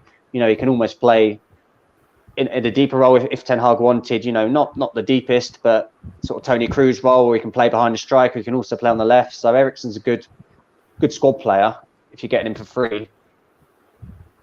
All right. So as I said, Matata always comes up with the craziest of questions. So he's asking if you know any of the Bollywood number for us. Any Any song from Bollywood. you can sing any Bollywood number. No, I can sing you. I can sing you some Man United songs if you want. As But I said, yeah, Tata Matata is here every day. Really, really nice to see him out here. But yeah. his demands at times are really absurd. So coming on to the next one, you know, Scotty, Bruno, and Young in the midfield. Which one do we feel the best? One way it's like Frankie, McTominay, and Bruno, and then we have Donny, Frankie, and Bruno. Yeah, I think Donny, Frankie, Bruno would be what I would try with at the start. I think you try with that, especially in the home games where you're going to have the ball. I think you go with that. Then maybe in your away games you can change it, but ultimately, if the emphasis is with us keeping the ball, then it's not so. It doesn't matter so much that you don't have the players who are going to run around like your Fred. If you're aiming to keep the ball, then that's ultimately it's a different way of playing. If you look at Man City with Rodri, but Bernardo and De Bruyne, they're not the most mobile of players, but they keep the ball, don't they? And then they just win it back when they have to. So I think that's what we need to try to copy with our midfield three. We need to get them to work hard, like Bernardo Silva does for Man City. If you look at Bernardo, he's not got the frame, has he? He's not a big player to go and win the ball back, but he's got the tenacious attitude, and Bruno Fernandes has that as well. So it's just about coaching these players and making them aware of how to win the ball back in those 3 seconds when you lose it. It's all about coaching, because I think there's no reason why Fernandes or Van der Beek or De Jong cannot do that. There's no reason why not. Exactly. So you asked whether we want Eriksen, and Marlene fears, she is from Denmark, and she is like, just get him whatever he needs and get him to Old Trafford. So yeah, and this is a nice question. I think he's joining us for the very first time, and I'm really impressed. With the questions he has asked. Why we are not trying to sell Luke Shaw? Yeah. I guess it depends on who you're looking to bring in, but yeah, I think Luke Shaw's probably had his time now at United. I think with Luke Shaw and Rashford, I think they'll be given one chance this season, because they're both obviously British players as well. They probably don't want to move before the World Cup. So I think with Luke Shaw and Rashford, Ten Hag will give them both a chance this year, because we have lost a lot of players already in terms of sort of first team options. So I think we'll give Shaw and Rashford a chance this year, and then if they don't produce, I think they'll be gone next year. That's my feeling on both of them. I think they're in similar camps. I think it's like last chance saloon for both of them. If they don't do it this year, then I think they'll both be gone in the following. Yeah, I have said that before as well regarding Rashford. That this season, if he's not showing up, with just 1 year left on his contract, I think we will just let go of him. And coming to the next one, scouting in the championship to get someone like Robertson or DCL. In the recent years, we have not picked up anyone from championship, who can just come out and do something like Robertson did with Liverpool, and with Calvin Lewin doing with someone like Everton. So why we are not looking at certain players in the championship? I think it's wrong on the scouting part. I'm not saying that bring those guys, but at least keep an eye. You never know. You might just found a hidden gem. Yeah. I've never understood it myself. I've always spoke about the championship. There's lots of good players there. Obviously, Bellingham was somebody who we did try to get, but we couldn't get it over the line.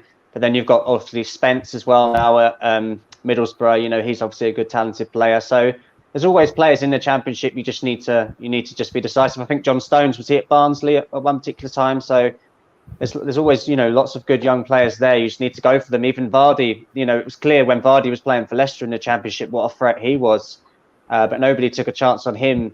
So often it takes a long time for these players to get to the Premier League. Vardy should have been playing in the Premier League years before he was. So yeah, it happens. For some reason they still go unnoticed. It's exactly the same with the South American market as well. Lots of people don't look at it, but there's lots of talented players out here as well that people don't look at. Sebastian, you can take this question. GH, if we miss out on Anthony, I think I would go for him, but then he is Milan bound. So how do you see that? No, not for me, not ZH. No, I think we need more pace. I'm not sure I think we do need pace up there, and I think ZH is similar to Sancho that. I think we'll be a bit slow if we do that. I mean, obviously, ZH, I think, he's worked with Ten Hag, so potentially That's one thing, but he hasn't had the best injury record as well lately. So not for me. I'd go for someone a bit more dynamic, like an Anthony or a Pino at Villarreal or Rafinha. Exactly. Simple question. English media hypes players, same media criticizes United over foreign players. Being an Englishman yourself, going in that condition scenario, watching the newspapers week in, week out, day in, day out basically. How do you think, how toxic is British media when it comes to scrutinizing United players and going soft when it comes to their players? Like, we have not even heard a thing about Lukaku. 100 million flopped. Yeah, Not a thing. You know, not a thing over Grealish. Did nothing for 100 million. yeah, Right? yeah. Not hurt anything. Yeah, I think they just get overhyped. They always get overhyped. Like Declan Rice's price tag is ridiculous. He's a great player, really good player. I would love Declan Rice, but yeah, the price tag's crazy, and it's the same with Grealish. Really, he was never worth 100 million, but they always just get overhyped. I don't know why that happens like that. It's very strange. But yeah, certainly at the minute their value is not going up because they're not playing well for England at the moment. Losing 4-0 to Hungary was not a particularly good result. So That they've was still got absolutely shocking. they've still got a That lot of that was absolutely shocking. 4-0 at home. a lot of work to be done. Definitely, So Ayush, definitely. you saying Dumfries, Martinez, and Anthony should be our window. After Frankie De Jong, obviously, he is always expecting a lot. Ayush is always expecting a lot from this board, but I don't know whether they can deliver Dumfries, Martinez, and Anthony. Yeah, I think we're talking about Martinez as centre back. Yeah, I think if you're going for those three, then yeah, with De Jong, I mean, at least you'd cover 4 positions, so that would be a start. It would be a start, but I still think, I think we need 5 minimum. I do. I think 5 minimum, definitely. Got a straight question for you, Sebastian. Why do you rate Torres so much? Recovery pace, he thinks he don't have the recovery pace or the physicality. Mhm. Martinez being fall built is better in those areas, even Carmo. Yeah, for me, Torres, he really impressed me in the Euros as well for Spain. So when I watched him for Spain playing, I thought he was good. And then when I've seen him for Villarreal, he's always been really good. I thought he was good in the final as well against us.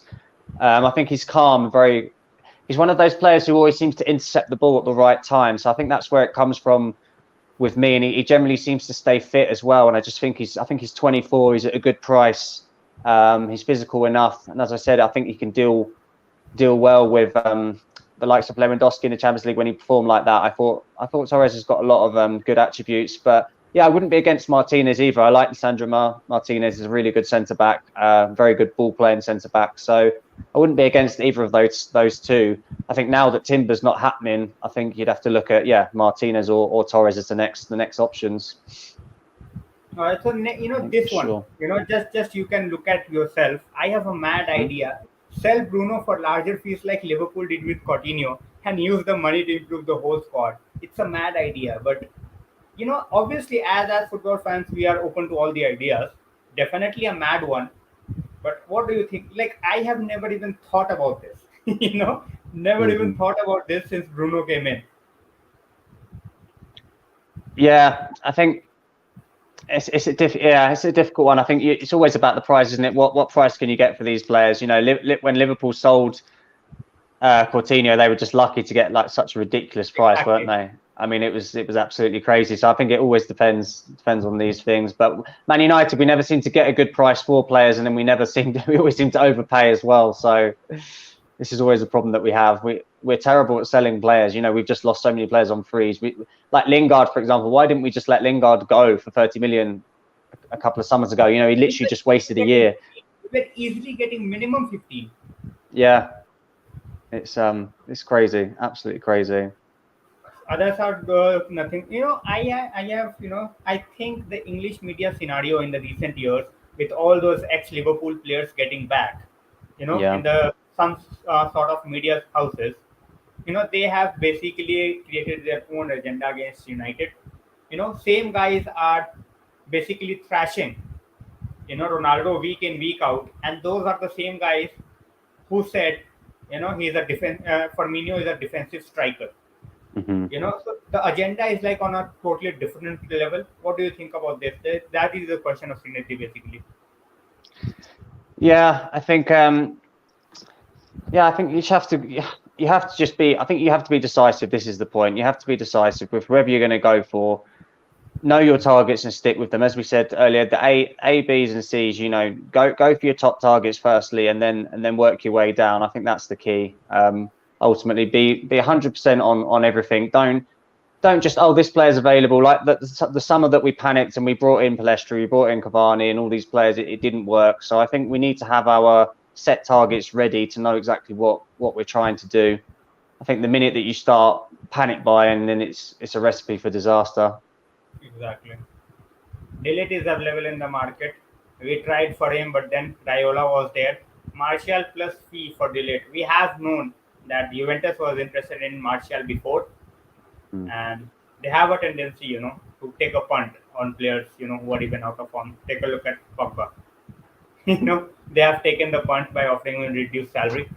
So Yeah. what do you think? We can try Martial plus fee for Delete. I think it's out of equation because even after Martial, Delete is gonna cost around 70 million. 75. Yeah, I don't see that one happening. I would like it. I would like to get rid of Martial in any way, but I'm not sure. Not sure that'll happen. But I think we need to be smart. We need to try to get Martial out to someone somewhere. Look at these clubs who will potentially take him on a loan deal. I'm sure there'll be a club somewhere that would take Martial again on loan, and then if you can get an option to buy for 15, 20 million, I think you do it. You get him off the wage bill if you can. So yeah, it's definitely something worth looking at. All right, Visaka's future. We will just take one, random comments at a time. Visaka's future. Saka's future.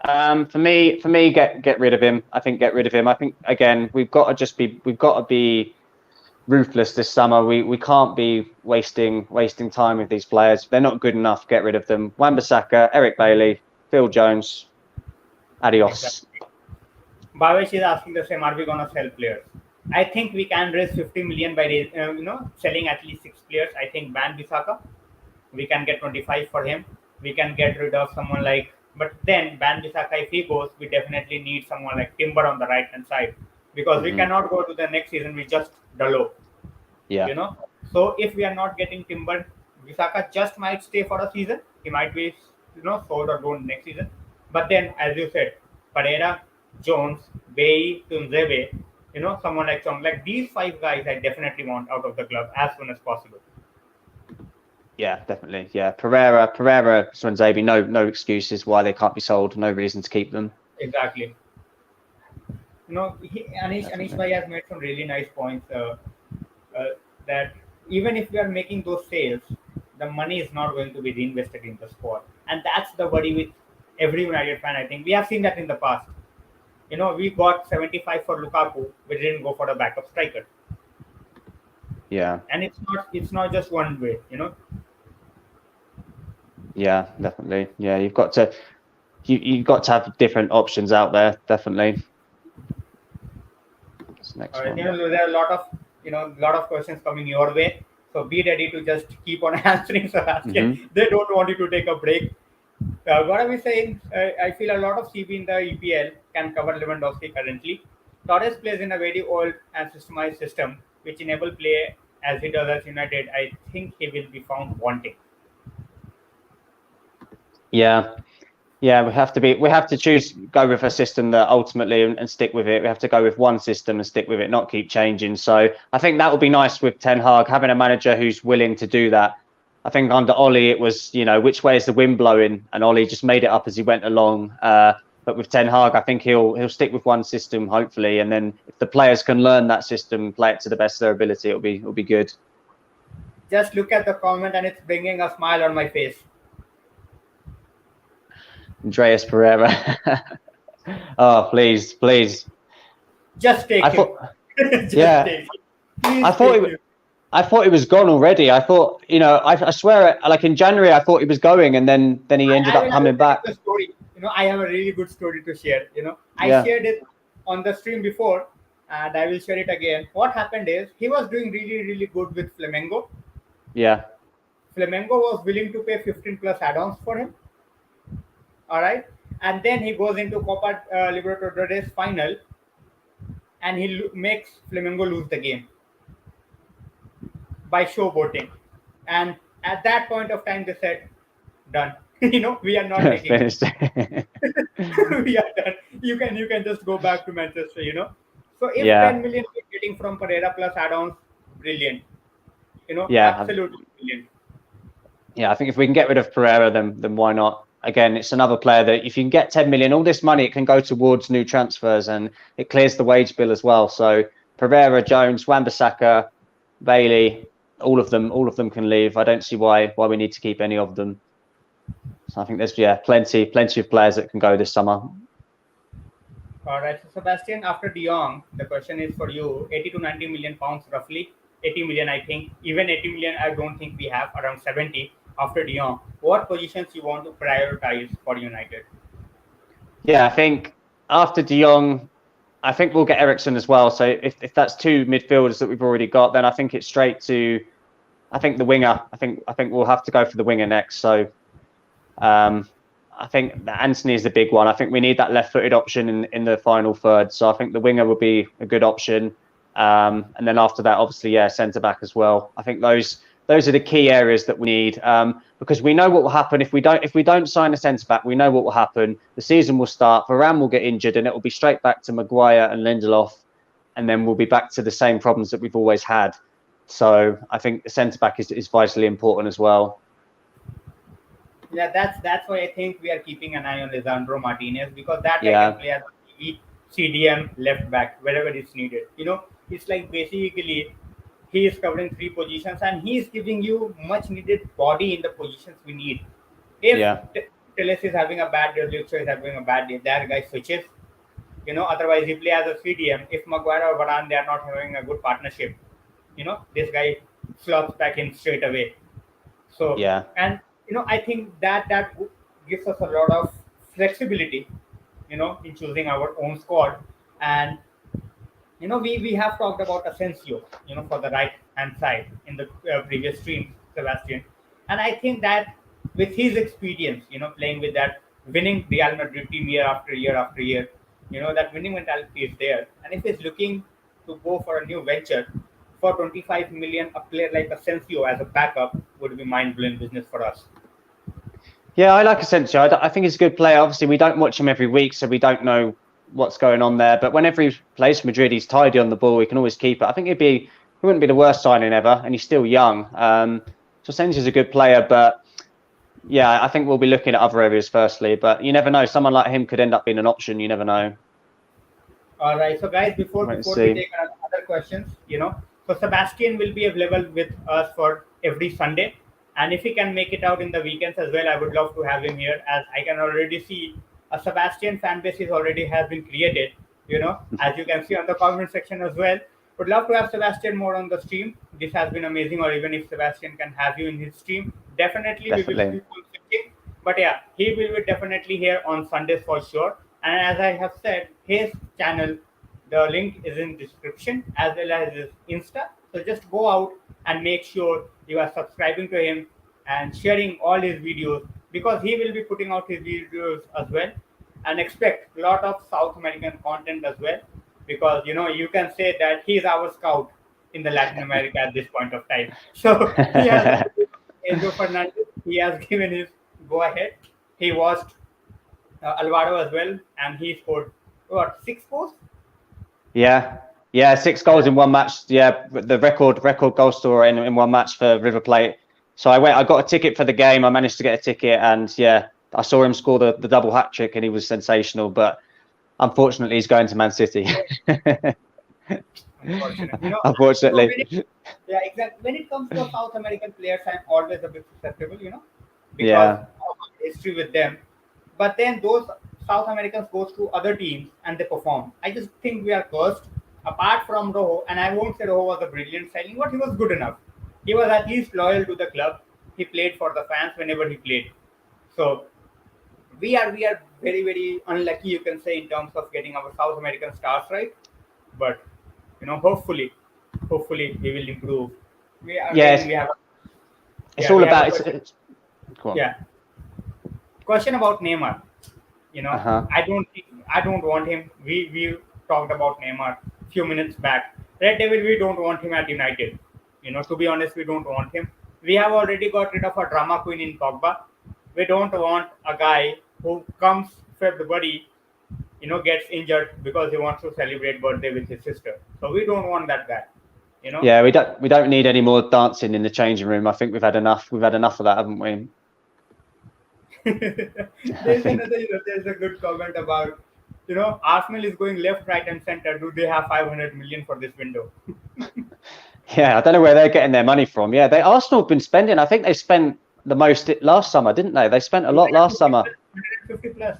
Yeah, yeah. So they are definitely trying Arsenal. It's not like they're not going for it. They can't complain. Their supporters. I think Arsenal are definitely heading in a better direction than they were in previous years. But as I said earlier, I think will their players move on? You know, when they get to that top level, even the centre back Gabriel, I think he's a good player, but I think he'll move on if he gets to that next level. I don't think he'll stay at Arsenal because he won't win anything. You know, he'll want to win big trophies. So, you know, I think a lot of players will move on.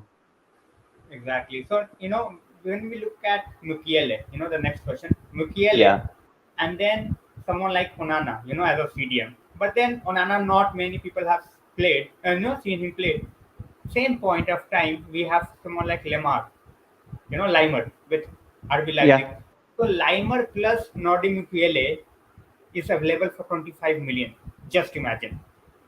Yeah, but they're the sort of deals you need to do. If they're available, you need to do those types of deals. Yeah, that's always the way. And that's what Liverpool did when they got like Firmino for about 30 million. Then they got Mane for a very cheap price, and then Salah was cheap. I mean, that's what you have to do. Even Fabinho, if you go through virtually the whole of Liverpool's team, apart from Van Dijk and the goalkeeper, all the rest of them were cheap. And I think that's what United need to start doing, definitely, because we can't keep overpaying. You know, I'm glad that the board doesn't want to overpay this summer. That is good. Obviously, we shouldn't be overpaying. So I'm happy about that. But at the same time, we need to get our targets. You know, we can't wait forever. Exactly. So So, moving on, Sebastian, you know, this question is like World Cup related. You know, hmm. being from England, your real expectations from this World Cup for England, as well as who do you think gonna win the World Cup?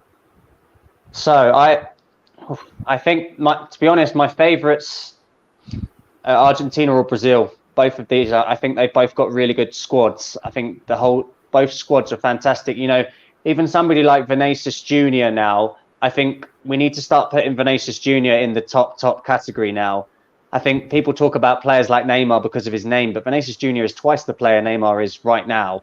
You know, the Exactly. pace and how direct he is. So I think Brazil, Argentina are going to be up there. You know, Argentina have just won 2 trophies. You know, the Copa America and the match against Italy the other week. So I think both of them will be strong. I think France are always strong, but they seem a bit all over the place at the moment. I think Deschamps knows that Zidane's going to replace him soon. So I think those 3 would be the 3 that are going to be up there. And I think Spain can be like a dark horse as well. And I think Denmark, for your Denmark supporters in your chat as well, I think Denmark could also be a dark horse again. You know, they've got some good players. I chosen Denmark as my dark horse. Yeah, yeah. And unfortunately, I don't think England will go too far. Unfortunately, not under Southgate. I think we'll get in the quarterfinals maybe, and that'll be it. So if I have to pick one, I'll back Argentina because I'm living here. And that's the one team I absolutely don't want to see lifting the World Cup. Yeah. Absolutely not. You know, that would make me, you know, sleepless. You know, apart from Argentina, anyone. Yeah. Like Why? anyone. Now, absolutely hate them because of their history, you know, the players that they have given us, basically Di Maria, Heinz, and, you know, when you look at, as I said, you know, so many South American coming out here and not doing anything. So I don't want them to win. And obviously there's the Ronaldo versus Messi thing. Yeah. So Yeah. because Ronaldo is our boy. You know, so Portugal Yeah. can take the World Cup. I won't mind it. Because I support Germany. And I don't see them, you know, winning this. Simple as that. You know? Yeah. But No, yeah, not for me. exactly. Not. I think when it comes to Germany and Spain, they will be a force to reckon with in the next 4 to 5 years because they have a lot of good youngsters. You know, so in 4 to 5 years, but not just yet. Yeah, and I hope Holland get knocked out. I hope Holland get knocked out because of Van Gaal. He keeps talking about United, so I hope Louis Van Gaal gets knocked out early. That's what we were All the talking about in comments. the last stream. I said I Yeah, have yeah, no hatred against Netherlands, but yeah, just me want them too. to knock out because of that man. Simple. Yeah, because of Van Gaal. Yeah, yeah, definitely. Exactly. Rangnick said we need to be signing players who are willing to be at United and looking to up their game. When are we going to reduce signing star players and focus on future talent? You know, that's very difficult to answer when we are going to do it, honestly. You know, but then you always need to have that star in your team. It's not 1992, 1990, where all of a sudden you got like 6 7 young players in the squad and they will take you to win the treble in the coming years. It's not Yeah, gonna happen. And at this point of time, it's all money. It's all money. If you think even the younger players, they are money minded. Simple as that. When you look at the likes of younger players, you can say Lingard. He's just 27. I won't say he's old. You know, he wants certain certain package which he's not getting at this point of time from anyone. He might be just clubless. Imagine. He is setting a target for himself that he wants this much money, and he might not just get it. So yeah. this is very, very, you made a good point. Ragnik said that we want players that wants to be with us, but then the number of those players is very, very less at this point of time. Very, very less. So Sebastian, what do you think? We should mix and match, or we should just totally focus on the younger players? What should we do?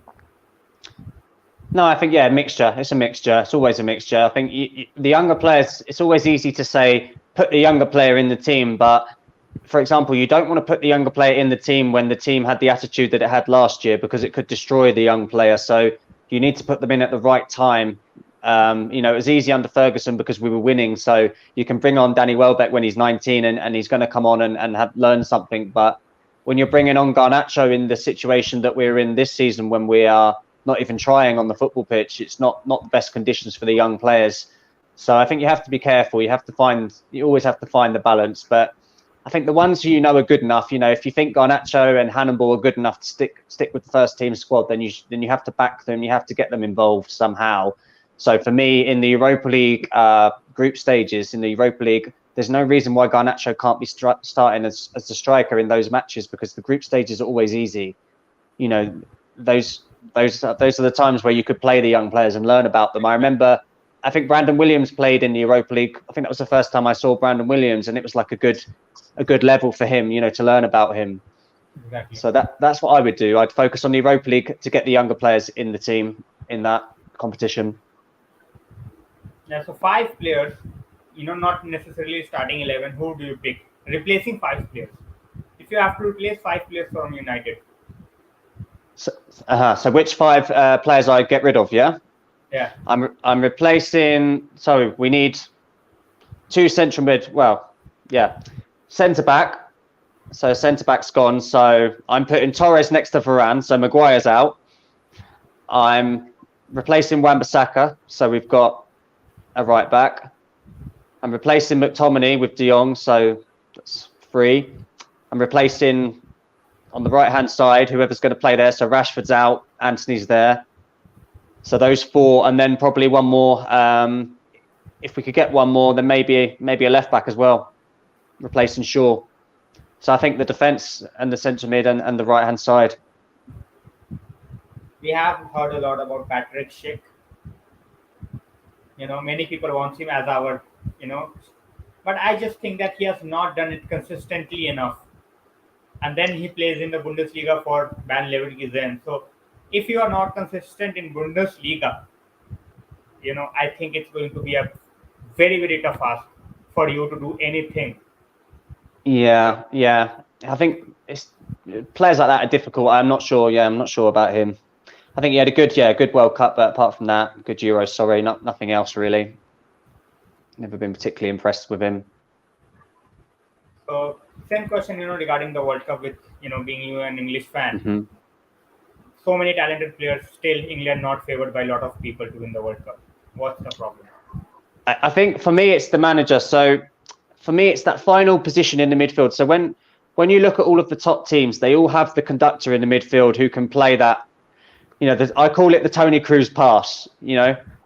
pass in between the lines where they sort of control the game like a Modric does. England, we don't have that player. Maybe Maddison plays just in front, Mount plays just in front, Foden plays more on the left for Man City. So we still don't have that type of player in the midfield, and I think that's what England are missing. So what I would do, I'd probably play 4-3-3, and I'd try to have Rice, maybe Rice, Bellingham, and Mount as a three in midfield together. Maybe try that, or you can bring Foden as a centre in the centre as well, and try to get him to play that way. But Southgate's just not doing that. He's too negative.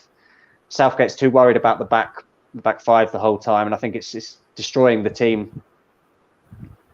I think right. Now, too many right backs. Exactly. So, God of, basically we were talking about the players we want to sell. So Bailey can give us 10. I think Bailey can give us 15 if we are, we negotiate properly.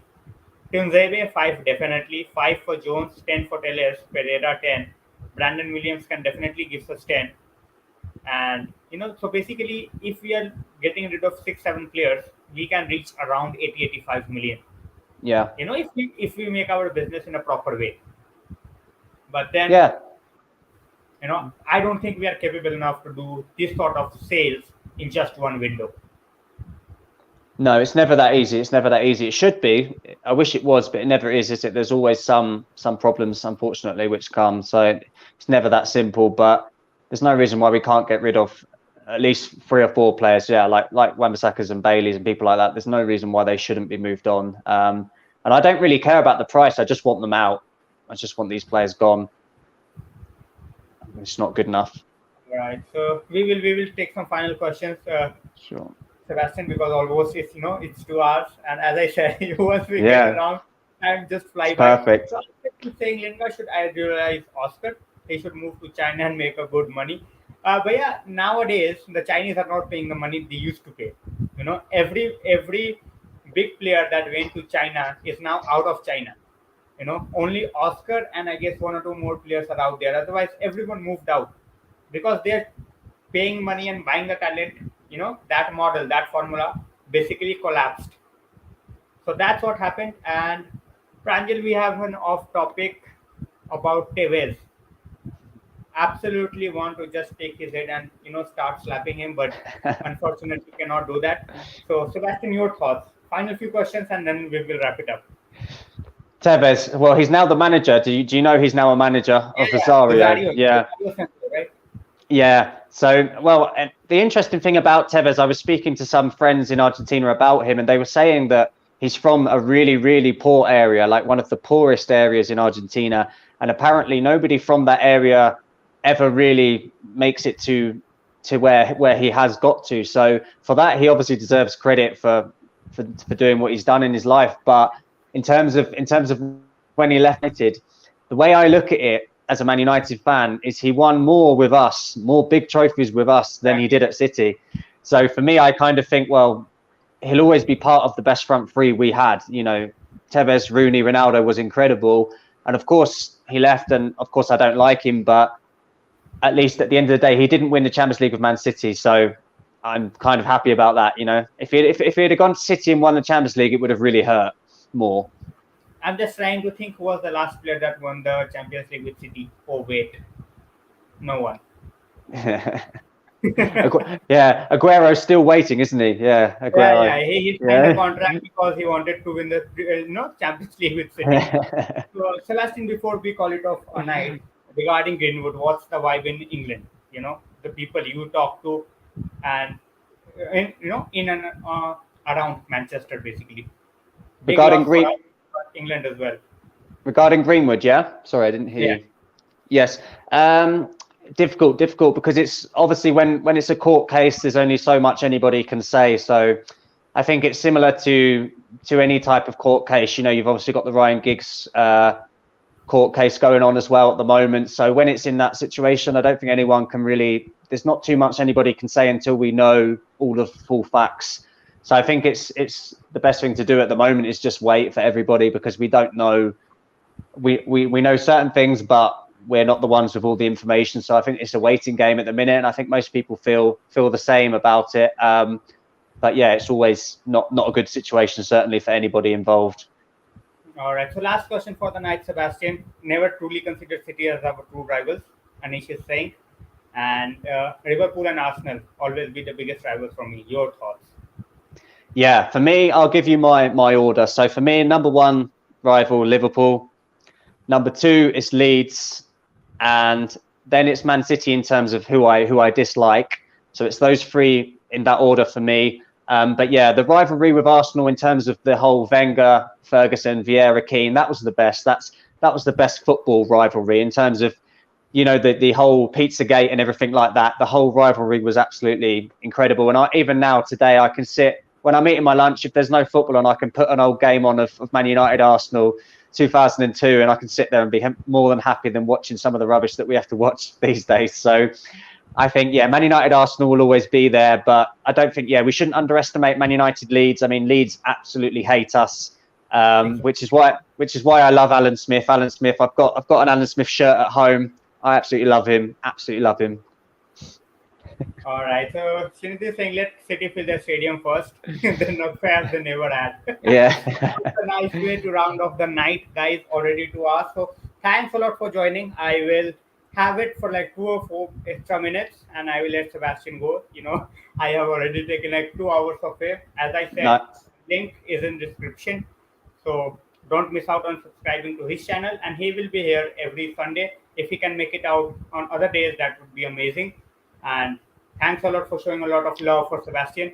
And yeah, guys, thank you so much for your comments. Honestly, I really appreciate it. It's so nice to meet up with different people and get different opinions. So yeah, feel free to head over to my channel as well and get involved as well in the comments below and everything like that. It's always really nice. And remember to keep active on this channel as well, because it's going really well. So I hope you enjoyed episode 1 of Sing and Sebastian. And I think, you know, we can make it a really special episode, special podcast as well. We've got lots of good ideas and lots of different topics that we want to discuss. So obviously you guys are a massive part of that. So yeah, thank you. And all right, guys. So see you with soon, this, guys. yeah, exactly. With this, I will definitely call up the stream. We will see each other very, very shortly. Thanks a lot for the support. And I always say, have a great night and have a great, time with your family. So good night, guys, and stay safe. Goodbye.